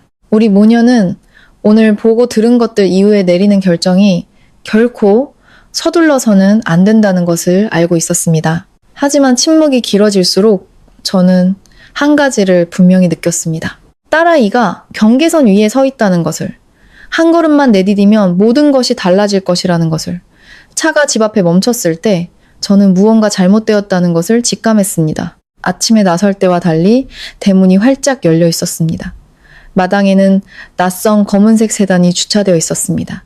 심장이 쿵 내려앉았습니다. 서연이도 그 차를 보았습니다. 딸의 손이 핸들을 꽉 쥐었습니다. 잠시 후 딸이 한숨을 내쉬었습니다. 그 사람이 왔네요. 저는 딸을 보았습니다. 알고 있었니? 딸은 고개를 끄덕였습니다. 그 사람 차예요. 차 안의 공기가 갑자기 무거워졌습니다. 저는 딸의 손 위에 제 손을 얹었습니다. 무섭니? 딸은 침묵하다가 고개를 저었습니다. 아니요. 하지만 무섭지 않은 것이 아니라 그 감정에 익숙해진 것이라는 걸 알았습니다.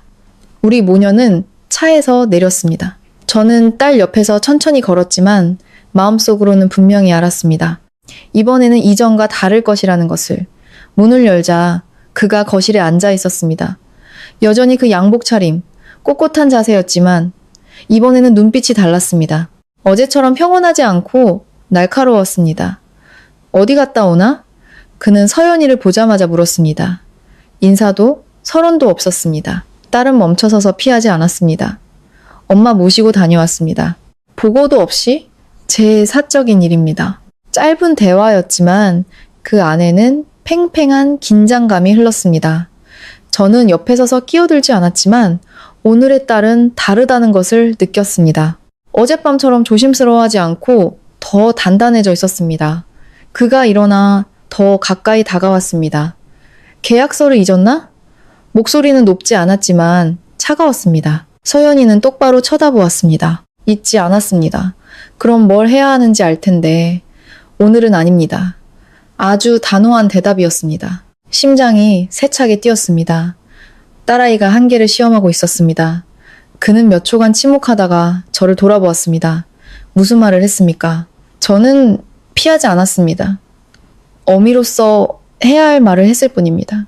그는 저를 보았습니다. 눈빛이 더 날카로워졌습니다. 지금 무슨 짓을 하고 있는지 알고 있습니까?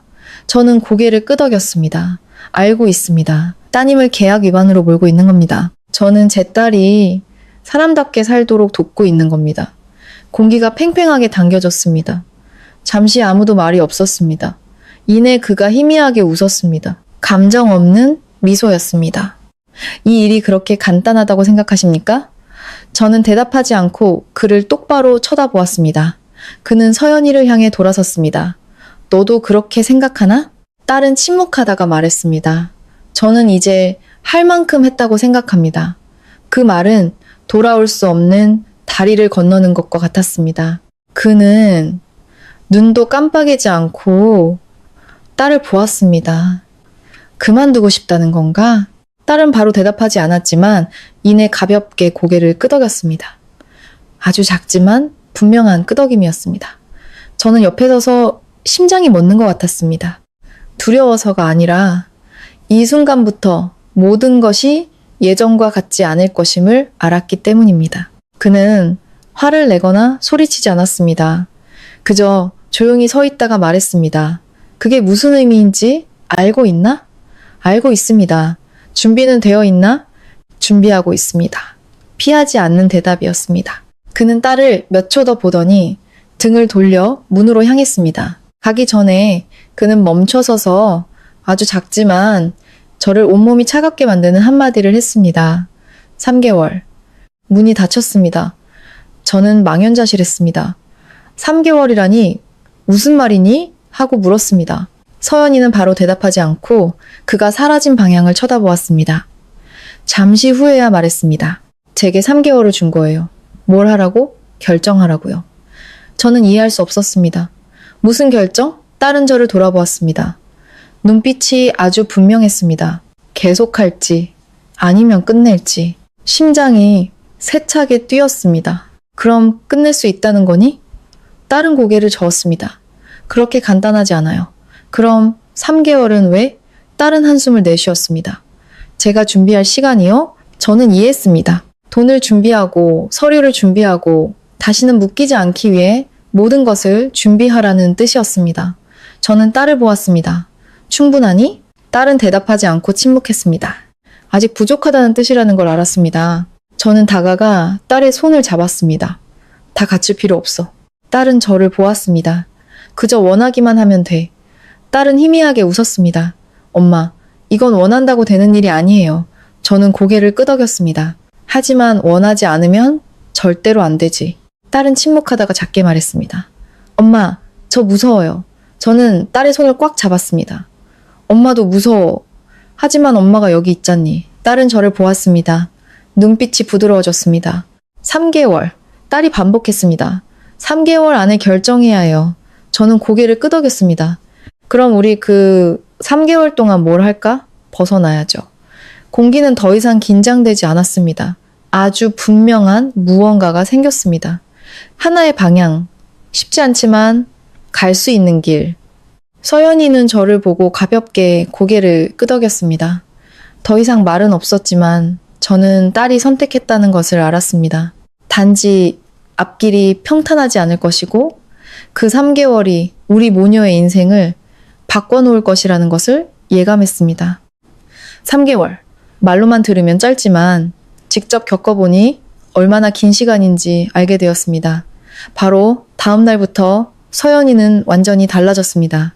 더 이상 조용히 참는 모습이 아니라 주도적으로 움직이기 시작했습니다. 모든 서류를 꺼내 책상에 펼쳐놓고 계약서의 모든 조항을 확인하며 기록하고 계산하고 정보를 찾았습니다. 저는 옆에 앉아 글자들을 다 이해하지는 못했지만 한 가지는 분명히 알았습니다. 제 딸이 싸움을 준비하고 있다는 것을, 자신의 인생을 되찾기 위한 싸움을. 엄마, 제가 받은 돈을 정확히 알아야 해요. 딸이 화면에서 눈을 떼지 않고 말했습니다. 기억하잖니? 매년 2억 원씩. 제가 대답했습니다. 그게 다가 아니에요. 딸이 말했습니다. 목소리가 낮아졌습니다. 저는 딸을 보았습니다. 또 뭐가 있는데? 딸이 저를 돌아보았습니다. 눈빛에 긴장감이 서려 있었습니다. 은행을 통하지 않은 돈들이요. 저는 그 방에 있던 현금들을 떠올렸습니다. 저는 한숨을 쉬었습니다. 그럼 전부 얼마니? 딸은 잠시 침묵하다가 액수를 말했습니다. 저는 그 말을 듣고 가만히 앉아 있을 수밖에 없었습니다. 놀라워서가 아니라 너무나 큰 액수였기 때문입니다. 감히 상상조차 해본 적 없는 금액이었습니다. 엄마, 제가 계약을 조기에 끝내려면 이 금액의 거의 대부분을 준비해야 해요. 저는 딸을 보았습니다. 거의 대부분이라면 얼만데. 최소 70%는요. 저는 마른 침을 삼켰습니다. 여전히 어마어마한 액수였습니다. 지금 얼마나 있니? 딸은 파일 하나를 열어 보여주었습니다. 저는 보고 심장이 다시 내려앉았습니다. 부족했습니다. 딸은 고개를 끄덕였습니다. 아직 많이 부족해요. 저는 침묵하다가 물었습니다. 그럼 어떻게 할 거니? 딸은 저를 보았습니다. 이번에는 눈빛이 아주 분명했습니다. 팔아야죠. 뭘? 제가 가진 것들이요? 저는 바로 알아들었습니다. 이 집 모아둔 돈. 다른 자산들 다 팔면 나중에 어떻게 살려고? 딸은 희미하게 웃었습니다. 엄마, 저에겐 이미 가고 싶은 곳이 있잖아요. 저는 작지만 충분했던 그 목조 주택을 떠올렸습니다. 저는 고개를 끄덕였습니다. 그래, 네가 살 수만 있다면. 딸은 저를 보았습니다. 그냥 사는 게 아니라 진짜로 사는 거요. 그 말에 마음이 가벼워지면서도 걱정이 되었습니다. 이 길이 쉽지 않을 것임을 알았기 때문입니다. 그 후 며칠 동안 딸은 쉴 새 없이 움직였습니다. 부동산 중개인을 만나고 서류를 확인하고 끊임없이 전화를 걸었습니다. 어떤 통화는 1시간이 넘게 이어졌습니다. 어떤 때는 일본어로 아주 빠르게 긴장된 목소리로 말했습니다. 다 이해하지는 못했지만 그 압박감은 충분히 느낄 수 있었습니다. 어떤 밤에는 딸이 멍하니 아무 말 없이 허공만 바라보았습니다. 저는 묻지 않고 옆에 앉아 딸의 손 위에 제 손을 얹었습니다. 아주 가벼운 접촉이었지만 혼자가 아니라는 것을 알려주기에는 충분했습니다. 일주일이 지났습니다. 어느 날 오후 딸이 지친 얼굴로 집에 돌아왔습니다. 어떻게 됐니? 하고 묻자 다른 자리에 앉아 한숨을 내쉬었습니다. 이 집을 사겠다는 사람이 나타났어요. 저는 깜짝 놀랐습니다. 정말 딸은 고개를 끄덕였습니다. 하지만 가격이 낮아요. 저는 이해했습니다. 우리가 급하다는 것을 알고 값을 깎으려는 것이었습니다. 딸은 희미하게 웃었습니다. 네, 저는 딸을 보았습니다. 팔 거니? 딸은 침묵했습니다. 잠시 후 아직 결정 못했어요. 라고 말했습니다. 저는 고개를 끄덕였습니다. 서두를 필요 없어. 딸은 저를 보았습니다. 엄마, 저 시간이 별로 없어요. 저는 딸의 손을 잡았습니다. 그래도 네 인생을 헐값에 팔 순 없잖니. 딸은 잠시 멈칫하며 저를 보았습니다. 잠시 후 고개를 끄덕였습니다. 알겠어요? 하지만 모든 것이 돈 문제로만 끝나진 않았습니다. 어느 날 밤 딸이 일하고 있을 때 전화가 울렸습니다. 딸은 화면을 보더니 표정이 굳었습니다. 그 남자였습니다. 딸은 고개를 끄덕이고 전화를 받았습니다. 다 들리지는 않았지만 딸이 꼿꼿이 서서 듣다가 말하는 것을 보았습니다. 네, 아니요. 아직 결정하지 않았습니다. 그건 제 권리입니다. 3개월이라고 말씀하셨잖아요. 딸의 목소리는 떨리지 않았지만 전화기 너머의 상대가 쉽지 않다는 것을 알 수 있었습니다. 잠시 후 딸은 전화를 끊고 자리에 앉았습니다. 그 사람이 뭐라고 하니? 하고 묻자 딸은 침묵하다가 말했습니다. 시간이 얼마 남지 않았다고 상기시켜주네요. 저는 미간을 찌푸렸습니다. 협박했니? 딸은 고개를 저었습니다. 아니요. 하지만 딸은 모든 것을 말하지 않았습니다. 말하지 않아도 사람을 두렵게 만드는 것들이 있다는 것을 알았습니다. 그날 밤 저는 잠을 이루지 못했습니다. 누워서 생각하다가 문득 한 가지를 깨달았습니다. 지금까지 저는 딸을 벗어나게 할 생각만 했습니다. 하지만 만약 벗어나지 못하면 어떻게 될지는 생각해 본 적이 없었습니다. 저는 몸을 일으켜 딸을 보았습니다. 딸은 잠들어 있거나 적어도 조용히 누워 있었습니다. 딸도 깊이 잠들지 못했다는 것을 알았습니다. 제가 작게 말했습니다. 서연아. 딸은 바로 눈을 떴습니다. 네, 엄마가 뭐 하나만 물어보자 딸이 저를 향해 돌아누웠습니다. 네, 엄마. 만약에 돈이 부족하면 저는 말을 멈췄다가 이었습니다. 모든 걸 버릴 각오가 되어 있니? 딸은 바로 대답하지 않고 침묵했습니다. 1분, 2분이 지났습니다. 그리고 말했습니다. 엄마, 저 생각해봤어요. 저는 딸을 보았고 딸은 똑바로 쳐다보았습니다. 그래도 가고 싶어요. 심장이 따뜻해졌습니다. 모든 걸 처음부터 다시 시작해야 해도 네. 모든 걸 잃을 수도 있는데 네. 저는 아무 말 없이 가볍게 고개를 끄덕였습니다. 하지만 마음속은 아주 확고했습니다. 그럼 가자. 딸은 저를 보았습니다. 눈빛에 더 이상 망설임은 없었습니다. 엄마, 정말 괜찮으시겠어요? 제가 웃었습니다. 태어나서 처음으로 엄마는 확신이 든다. 딸도 따라 웃었습니다. 이번에는 진짜 웃음이었습니다. 억지스럽지도 지쳐 보이지도 않은 그저 가벼운 웃음. 하지만 저는 모든 것이 끝나지 않았다는 것을 3개월은 이제 막 시작되었을 뿐이라는 것을 알았습니다. 그리고 깊이 들어갈수록 우리는 단순히 계약서 하나가 아니라 하나의 시스템, 한 남자, 그리고 쉽게 벗어날 수 없는 세상과 마주하고 있다는 것을 분명히 느끼고 있었습니다. 하지만 이번에는 두렵지 않았습니다. 제 딸이 더 이상 돌아가고 싶어 하지 않는다는 것을 알았기 때문입니다. 그 후 모든 것은 제가 생각했던 것보다 더 빠르게 진행되었습니다. 순조로워서가 아니라 더 이상 물러설 곳이 없었기 때문입니다. 서연이는 모든 서류를 다시 정리하기 시작했습니다. 예전에 그 잠긴 수납장에 있던 서류철들을 모두 꺼내 하나하나 분류했습니다. 어떤 밤에는 딸이 새벽 2, 3시까지 앉아 눈이 충혈된 채로 읽고 기록하는 것을 보았습니다. 저는 그 글자들을 다 이해하지는 못했지만 딸이 스스로를 구하기 위해 애쓰고 있다는 것을 알았습니다. 엄마, 어느 날 밤 딸이 불렀습니다. 거실에 앉아있던 저는 바로 올라갔습니다. 왜 그러니? 딸은 제게 서류 뭉치를 내밀었습니다. 엄마가 이거 좀 맡아주세요. 저는 받아들었습니다. 조금 놀랐습니다.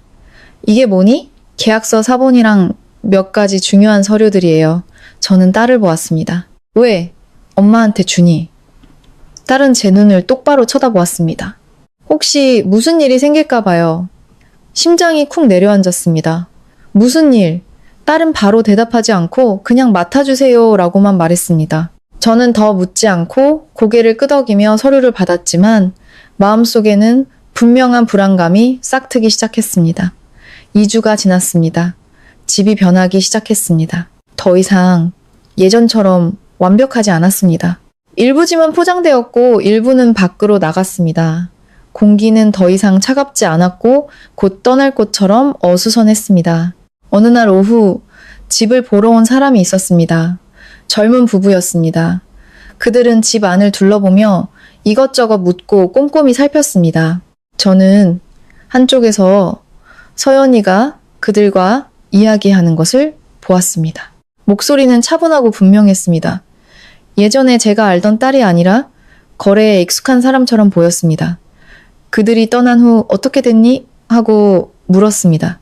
딸은 한숨을 내쉬었습니다. 생각보다 값을 낮게 부르네요.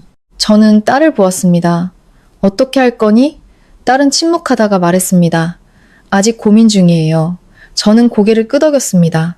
서두를 필요 없어. 딸은 저를 보았습니다. 엄마, 저 시간이 별로 없어요. 저는 알았지만 그래도 말했습니다.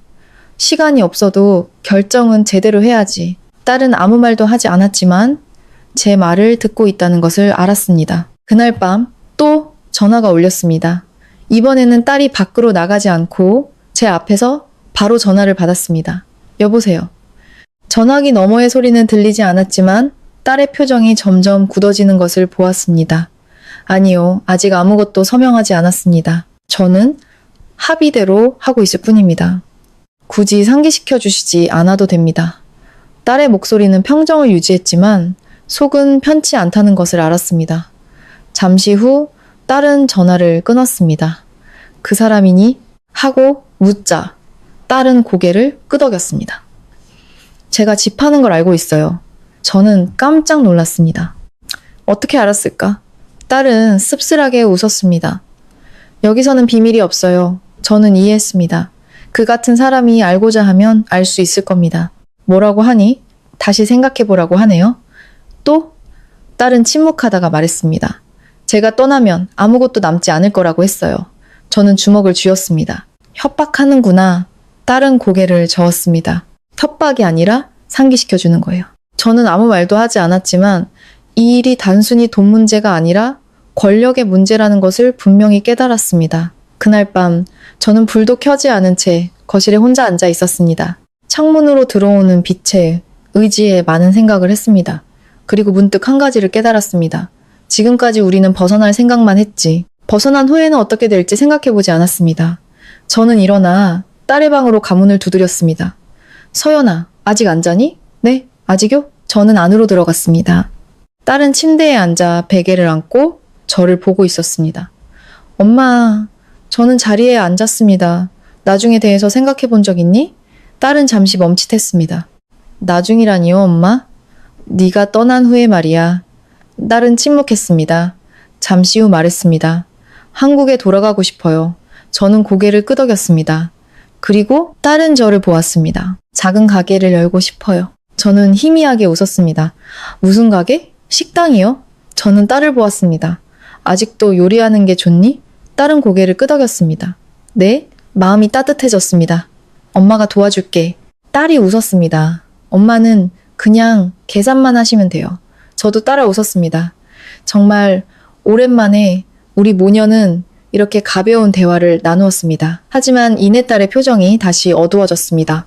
엄마, 시장점 못 돌아가면 어떡해요? 저는 딸을 보았습니다. 돌아갈 수 있을 거야. 하지만 만약.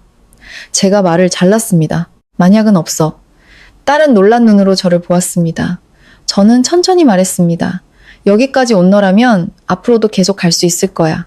쉬어서가 아니라 네가 더 이상 돌아가고 싶어 하지 않으니까. 딸은 침묵하다가 가볍게 고개를 끄덕였습니다. 딸이 마음을 정했다는 것을 알았습니다. 다음 날 아침 일이 터졌습니다. 제가 청소를 하고 있을 때 누군가 문을 두드렸습니다. 문을 열자 한 남자가 서 있었습니다. 다나카 씨는 아니었지만 그 밑에서 일하는 사람처럼 보였습니다. 서연 씨 계십니까? 저는 고개를 끄덕였습니다. 네. 그는 제게 봉투 하나를 내밀었습니다. 이것 좀 전해주십시오. 저는 봉투를 받았습니다. 심장이 가볍게 뛰었습니다. 이게 뭡니까? 그는 대답하지 않고 보면 알 겁니다. 라고만 말하고 돌아섰습니다. 저는 문을 닫고 봉투를 든 채 불안한 마음으로 딸의 방으로 갔습니다. 어떤 사람이 이걸 너한테 주라고 하더구나. 딸은 봉투를 보더니 표정이 굳었습니다. 딸은 봉투를 받아 열었습니다. 안에는 돈이 아니라 종이 한 장이 들어 있었습니다. 딸은 그것을 읽더니 얼굴이 창백해졌습니다. 무슨 일이니? 하고 묻자 딸은 바로 대답하지 않고 제게 종이를 내밀었습니다. 저는 받아 읽었습니다. 단 한 줄이었습니다. 남은 기간 45일. 저는 그 자리에 굳었습니다. 45일이라니 무슨 말이니? 딸은 저를 보았습니다. 목소리가 아주 낮아졌습니다. 그 사람이 시간을 줄였어요. 심장이 쿵 내려앉았습니다. 3개월 아니었니? 딸은 고개를 끄덕였습니다. 하지만 그 사람에게는 그럴 권리가 있어요. 공기가 얼어붙었습니다. 저는 딸을 보았고 딸도 저를 보았습니다. 아무도 말이 없었지만 우리 둘 다 알고 있었습니다. 3개월에서 45일로 줄었다는 것은 더 이상 준비할 시간이 아니라 지금처럼 살지 아니면 다른 삶을 살지 결정해야 할 시간이라는 것을, 그리고 이번에는 더 이상 망설일 여유가 없었습니다. 45일. 숫자가 사람을 이렇게 숨막히게 할 수 있다는 것을 처음 알았습니다. 계산하고 방법을 찾을 시간이 충분했던 3개월이 갑자기 한 달 반으로 줄어들자 더 이상 신중하게 고민할 문제가 아니었습니다. 아주 빠르고 단호하게 결정해야 했습니다.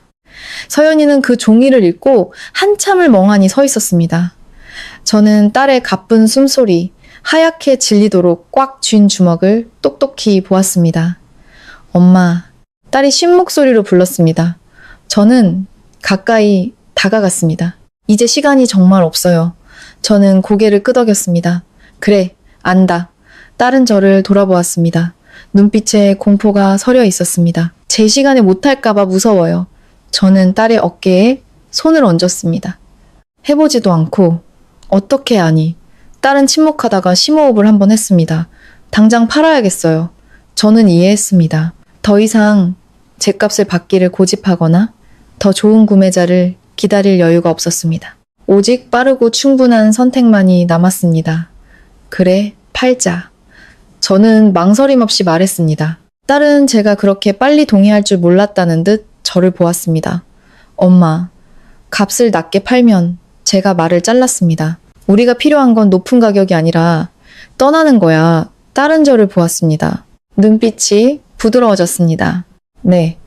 그 후 며칠은 제가 평생 겪어보지 못한 날들이었습니다. 집은 소란스러워졌습니다. 중개인, 구매자, 구경꾼들이 끊임없이 드나들었습니다. 어떤 사람은 쓱 보고 가버렸고, 어떤 사람은 꼼꼼히 물었고, 어떤 사람은 제가 듣기에도 화가 날 만큼 낮은 가격을 불렀습니다. 하지만 서연이는 예전과 달랐습니다. 반응하지도 불쾌하지도 않고 그저 기록하고 계산하고 결정했습니다. 어느 날 오후 딸이 저를 돌아보았습니다. 엄마, 저 팔았어요. 그 가격에? 하고 묻자 딸은 고개를 끄덕였습니다. 낮지만 충분해요. 저는 딸을 보았습니다. 확실하니? 딸은 똑바로 쳐다보았습니다. 여기서 단 하루도 더 머물고 싶지 않아요. 그 말에 더 이상 다른 설명은 필요 없었습니다. 그래, 잘했다. 제가 말했습니다. 그리고 그때부터 모든 것이 아주 빠르게 진행되었습니다. 사흘 후 매매 계약서에 서명했습니다. 저는 옆에 서서 제 딸이 서명하는 것을 보았습니다. 가벼운 서명이었지만 마치 12년의 세월을 잘라내는 것 같았습니다. 구매자가 떠나자 집은 갑자기 텅 빈 것처럼 느껴졌습니다. 짐을 다 옮겨서가 아니라 더 이상 머물 이유가 없어졌기 때문입니다. 서연이는 거실 한가운데 서서 한참을 주위를 둘러보았습니다. 제가 다가가 물었습니다. 아십니? 딸은 고개를 저었습니다. 아니요? 그리고 희미하게 웃었습니다. 너무 오래 머물렀던 게 아쉬울 뿐이에요. 저는 아무 말 없이 딸의 손을 잡았습니다. 하지만 집을 판 것이 끝이 아니었습니다. 집 한 돈과 모아둔 돈을 합쳐도 여전히 부족했습니다. 많지는 않았지만 그래도 부족했습니다. 엄마, 딸이 낮은 목소리로 말했습니다. 아직 일부가 부족해요. 저는 고개를 끄덕였습니다. 얼마나? 딸이 액수를 말했습니다. 저는 듣고 침묵했습니다. 작은 액수는 아니었지만 불가능한 것도 아니었습니다. 저는 딸을 보고 말했습니다. 엄마한테 있어. 딸은 깜짝 놀랐습니다. 엄마가 뭐가 있어요? 제가 희미하게 웃었습니다. 엄마한테 집이 있잖니? 딸은 그 자리에 굳었습니다. 엄마, 무슨 말씀이세요? 고향에 있는 우리 집 말이야. 딸은 바로 고개를 저었습니다. 안 돼요. 왜? 그건 엄마 집이잖아요. 이제 엄마가 너한테 빌려주는 거야. 딸은 주먹을 쥐었습니다. 안 돼요, 엄마. 저는 딸을 보았습니다. 너는 엄마한테 12년을 줬어. 이제 엄마가 너한테 집 한 채 주는 거야. 안 될 게 뭐 있니? 딸은 침묵했습니다. 눈시울이 붉어졌습니다. 엄마, 제가 딸의 말을 막았습니다. 엄마는 늙어서 어디서든 살 수 있어. 하지만 너는 제대로 살아야 해. 침묵이 흘렀습니다. 잠시 후 딸이 저를 안았습니다. 이번에는 딸이 울었습니다. 더 이상 참지 않았습니다. 터져 나오는 듯한 울음소리였습니다. 엄마, 죄송해요. 저는 딸의 등을 토닥였습니다. 죄송할 거 없어. 너는 이미 너무 많은 걸 했어. 딸은 더 이상 말하지 않고 울기만 했습니다. 그리고 저는 12년 만에 처음으로 제 딸이 진정으로 제 딸이라는 것을 느꼈습니다. 그 후 모든 것이 아주 빠르게 저는 고향에 전화해 지인에게 집을 팔아달라고 부탁했습니다. 높은 가격이 아니라 빠른 거래를 원했습니다. 돈이 송금되었고 거의 다 모였습니다. 이제 마지막 단계에 돈을 지불하고 끝내는 것만이 남았습니다. 그날이 마침내 왔습니다. 서연이는 단순한 옷을 입고 화장도 예쁜 드레스도 없이 그저 자기 자신으로 서 있었습니다. 딸이 저를 보았습니다. 엄마, 같이 가실래요? 저는 고개를 끄덕였습니다. 가자. 우리 모녀는 차에 올랐습니다. 이번에는 망설임이 없었습니다. 오직 한 방향만이 있었습니다. 우리는 그의 사무실로 갔습니다. 집이 아니라 일하는 곳이었습니다. 높고 차가운 건물. 우리가 들어가자 안내 데스크 직원이 우리를 보고 전화를 걸었습니다. 잠시 후 그가 나타났습니다. 언제나처럼 꼿꼿하고 침착했지만 눈빛이 달랐습니다. 왔군. 서연이는 고개를 끄덕였습니다. 네, 결정했나. 딸은 똑바로 쳐다보다가 가방 하나를 내밀었습니다. 이게 그 돈입니다. 그는 바로 열어보지 않고 딸을 쳐다보았습니다. 확실한가? 딸은 고개를 끄덕였습니다. 확실해요. 잠시 후 그는 가방을 받았습니다. 열어서 확인하고 아무 말도 하지 않았습니다. 침묵이 흘렀습니다. 저는 옆에 서서 심장이 세차게 뛰었습니다. 단 한마디, 그 한마디면 모든 것이 끝납니다. 잠시 후 그는 가방을 닫고 고개를 들어 서연이를 보며 말했습니다. 모든 건 끝났어. 저는 숨을 쉴 수가 없었습니다. 끝났다. 단 두 글자였지만 그것은 12년이었습니다. 서연이는 가만히 서 있다가 고개를 숙였습니다. 감사합니다. 그는 대답하지 않고 돌아섰습니다. 그리고 그때 저는 제 딸이 스스로 문을 열고 걸어 나왔다는 것을 알았습니다. 더 이상 계약서도 속박도 치러야 할 대가도 없었습니다. 오직 3만이 남았습니다. 하지만 건물을 나서며 제 딸을 보았을 때 저는 문득 모든 것이 끝난 것이 아니라 이제 막 시작되었다는 것을 깨달았습니다. 저는 그날 우리 모녀가 건물을 나서던 순간을 아직도 생생하게 기억합니다. 햇살이 강하지도 날이 흐리지도 않은 그저 평범한 오후였습니다. 하지만 제 마음은 마치 10년 넘게 이어진 폭풍우를 막 지나온 것 같았습니다. 서연이는 계단에 멈춰 서서 바로 걷지 않았습니다.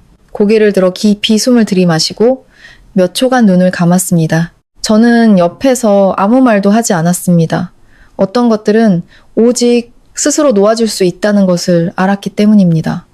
잠시 후 딸은 눈을 뜨고 저를 돌아보았습니다. 엄마, 저 이제 끝났어요. 저는 고개를 끄덕였습니다.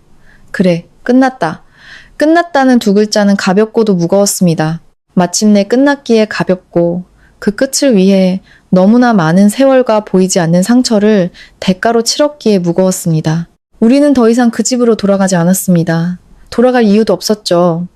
가져와야 할 모든 것은 작은 여행 가방 2개에 담겨 있었습니다. 그 후 며칠 동안 우리 모녀는 작고 간단한 방을 얻어 지냈습니다. 넓지도 예쁘지도 않았지만 깨끗하고 조용했습니다. 저는 아주 오랜만에 제 딸이 깊이 잠드는 것을 보았습니다. 밤에 놀라 깨지도 계속 휴대폰을 확인하지도 긴장하게 만드는 갑작스러운 전화를 받지도 않았습니다. 그저 푹 잤습니다. 다음 날 아침 딸은 일찍 일어났습니다. 억지로가 아니라 그러고 싶어서였습니다. 작은 부엌에서 무언가를 끓였습니다. 엄마, 한번 드셔보세요. 저는 앉아서 숟가락을 들었습니다. 특별한 맛은 아니었지만 맛있었습니다. 음식이 아니라 딸이 처음으로 편안한 마음으로 요리했기 때문입니다. 어때요, 엄마? 딸이 물었습니다. 맛있다. 딸이 웃었습니다. 아주 평범한 미소였지만 제게는 너무나 소중했습니다. 일주일 후 우리는 한국으로 돌아왔습니다. 긴 비행이었지만 아무도 피곤해하지 않았습니다. 아마도 이번에는 도망치는 것이 아니라 돌아가는 것이었기 때문일 겁니다. 우리가 있어야 할 곳으로. 비행기가 착륙하자 서연이는 오랫동안 창밖을 보았습니다. 엄마, 저 돌아왔어요. 저는 고개를 끄덕였습니다. 그래, 우리 돌아왔다. 마중 나온 사람도 시끄러운 재회도 없었습니다. 그저 우리 모녀가 여행 가방을 끌고 공항을 나서는 것이 전부였습니다. 하지만 저는 그것으로 충분했습니다. 처음 며칠은 골목 안에 작은 집을 빌렸습니다. 크지는 않았지만 환했고 앞에 작은 마당이 있어 테이블 몇 개를 놓을 수 있었습니다. 서연이는 가게를 여는 것에 대해 이야기하기 시작했습니다. 거창한 계획이 아니라 그저 작은 백반집을 열어 간단한 음식을 만들고 동네 사람들에게 대접하고 싶다고 했습니다. 엄마, 우리 할 수 있을까요? 딸이 물었습니다. 저는 집을 둘러보고 딸을 보았습니다. 할 수 있지. 딸이 웃었습니다. 저도 그렇게 생각해요. 그 후 우리 모녀는 직접 가게를 꾸미기 시작했습니다. 벽에 페인트를 칠하고 청소하고 테이블과 의자를 사서 하나하나 배치했습니다. 누구의 도움도 받지 않고 화려할 필요도 없었습니다. 그저 우리 자신에게 솔직하면 되었습니다. 때로는 피곤했고 사소한 일로 다투기도 했지만 예전과 같은 눈물은 없었습니다. 그저 살아가는 과정의 일부일 뿐이었습니다. 가게 문을 여는 날 거창한 개업식은 없었습니다. 그저 문 앞에 작은 간판 하나를 걸었을 뿐입니다. 첫 손님은 근처의 택시기사 아저씨였습니다. 아저씨는 들어와 주위를 둘러보았습니다. 새로 연 가게인가? 서연이가 고개를 끄덕였습니다. 네, 뭘 드릴까요? 아무거나 맛있는 걸로 줘요. 딸이 웃었습니다. 네, 간단하게 차려드릴게요. 아저씨는 자리에 앉았습니다. 잠시 후 음식이 나왔습니다. 아저씨는 천천히 먹더니 고개를 끄덕였습니다. 괜찮네. 단 2마디였지만 저는 딸의 눈이 빛나는 것을 보았습니다. 가게에는 손님이 찾아오기 시작했습니다. 바로 붐비지는 않았지만 꾸준히 사람들이 찾아왔습니다. 한 사람이 다른 사람을 소개했고 먹고 간 사람이 친구를 데려왔습니다. 점차 가게는 입소문이 났습니다. 화려해서가 아니라 정성이 담겨 있었기 때문입니다. 서연이가 요리하고 제가 도왔습니다. 우리 모녀는 바빴지만 행복했습니다. 어느 날 오후 손님이 뜸해졌을 때 저는 쉬면서 딸이 테이블을 닦는 것을 보았습니다. 햇살이 비쳐 들어왔고 딸의 얼굴은 편안해 보였습니다. 더 이상 긴장하거나 지친 기색은 없었습니다. 그저 자신의 삶을 사는 한 여자의 모습이었습니다. 문득 생각했습니다. 만약 그날 딸이 용기를 내지 못했다면 지금쯤 딸은 여전히 그 집에서 계약서에 얽매인 채 진짜 삶이 아닌 미소를 지으며 살고 있을지도 모른다고. 저는 가볍게 한숨을 쉬었습니다. 아쉬워서가 아니라 감사해서였습니다. 딸이 선택할 용기를 가졌다는 사실에 어느 날 저녁 우리 모녀가 밥을 먹고 있을 때 서연이가 불쑥 말했습니다. 엄마, 만약 다시 돌아가도 저는 똑같이 했을 거예요. 저는 딸을 보았습니다. 뭘? 떠나는 거요. 저는 고개를 끄덕였습니다. 엄마도 그렇게 생각해. 딸이 웃었습니다. 대가를 치러야 했어도요. 딸은 침묵하다가 말했습니다. 이제 후회 안 해요. 저는 딸을 보았습니다. 너는 후회하지 않을 자격이 있어. 어떤 것들은 너무 오래 쥐고 있으면 놓는 것이 잃는 게 아니라 해방이니까. 저는 다나카 씨가 지금 어떻게 지내는지 모릅니다. 알고 싶지도 않습니다. 그 일은 더 이상 우리와 관련이 없으니까요. 그의 결말을 볼 필요는 없습니다. 그가 만들어낸 세상이 더 이상 한 사람을 붙잡아둘 수 없게 되었다는 것만 알면 됩니다. 그리고 서연이는 누구를 이긴 것은 아니지만 자기 자신을 이겼습니다. 그리고 때로는 그것이 가장 위대한 승리입니다.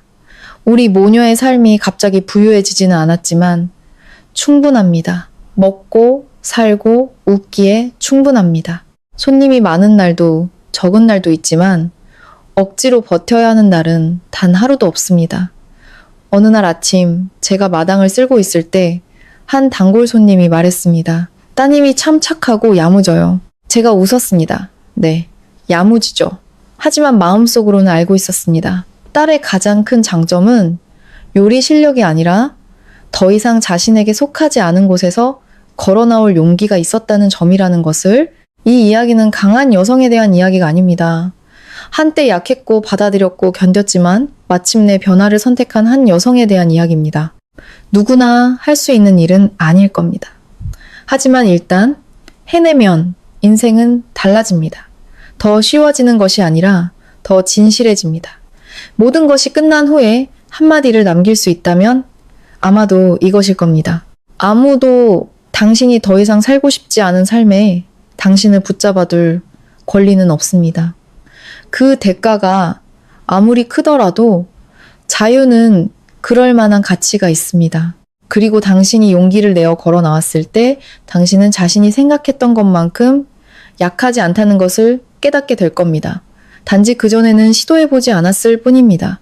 오늘 평안한 노년 채널에서 들려드린 이야기가 시청자 여러분께 작은 울림을 드렸다면 댓글로 여러분의 생각을 자유롭게 나눠주세요.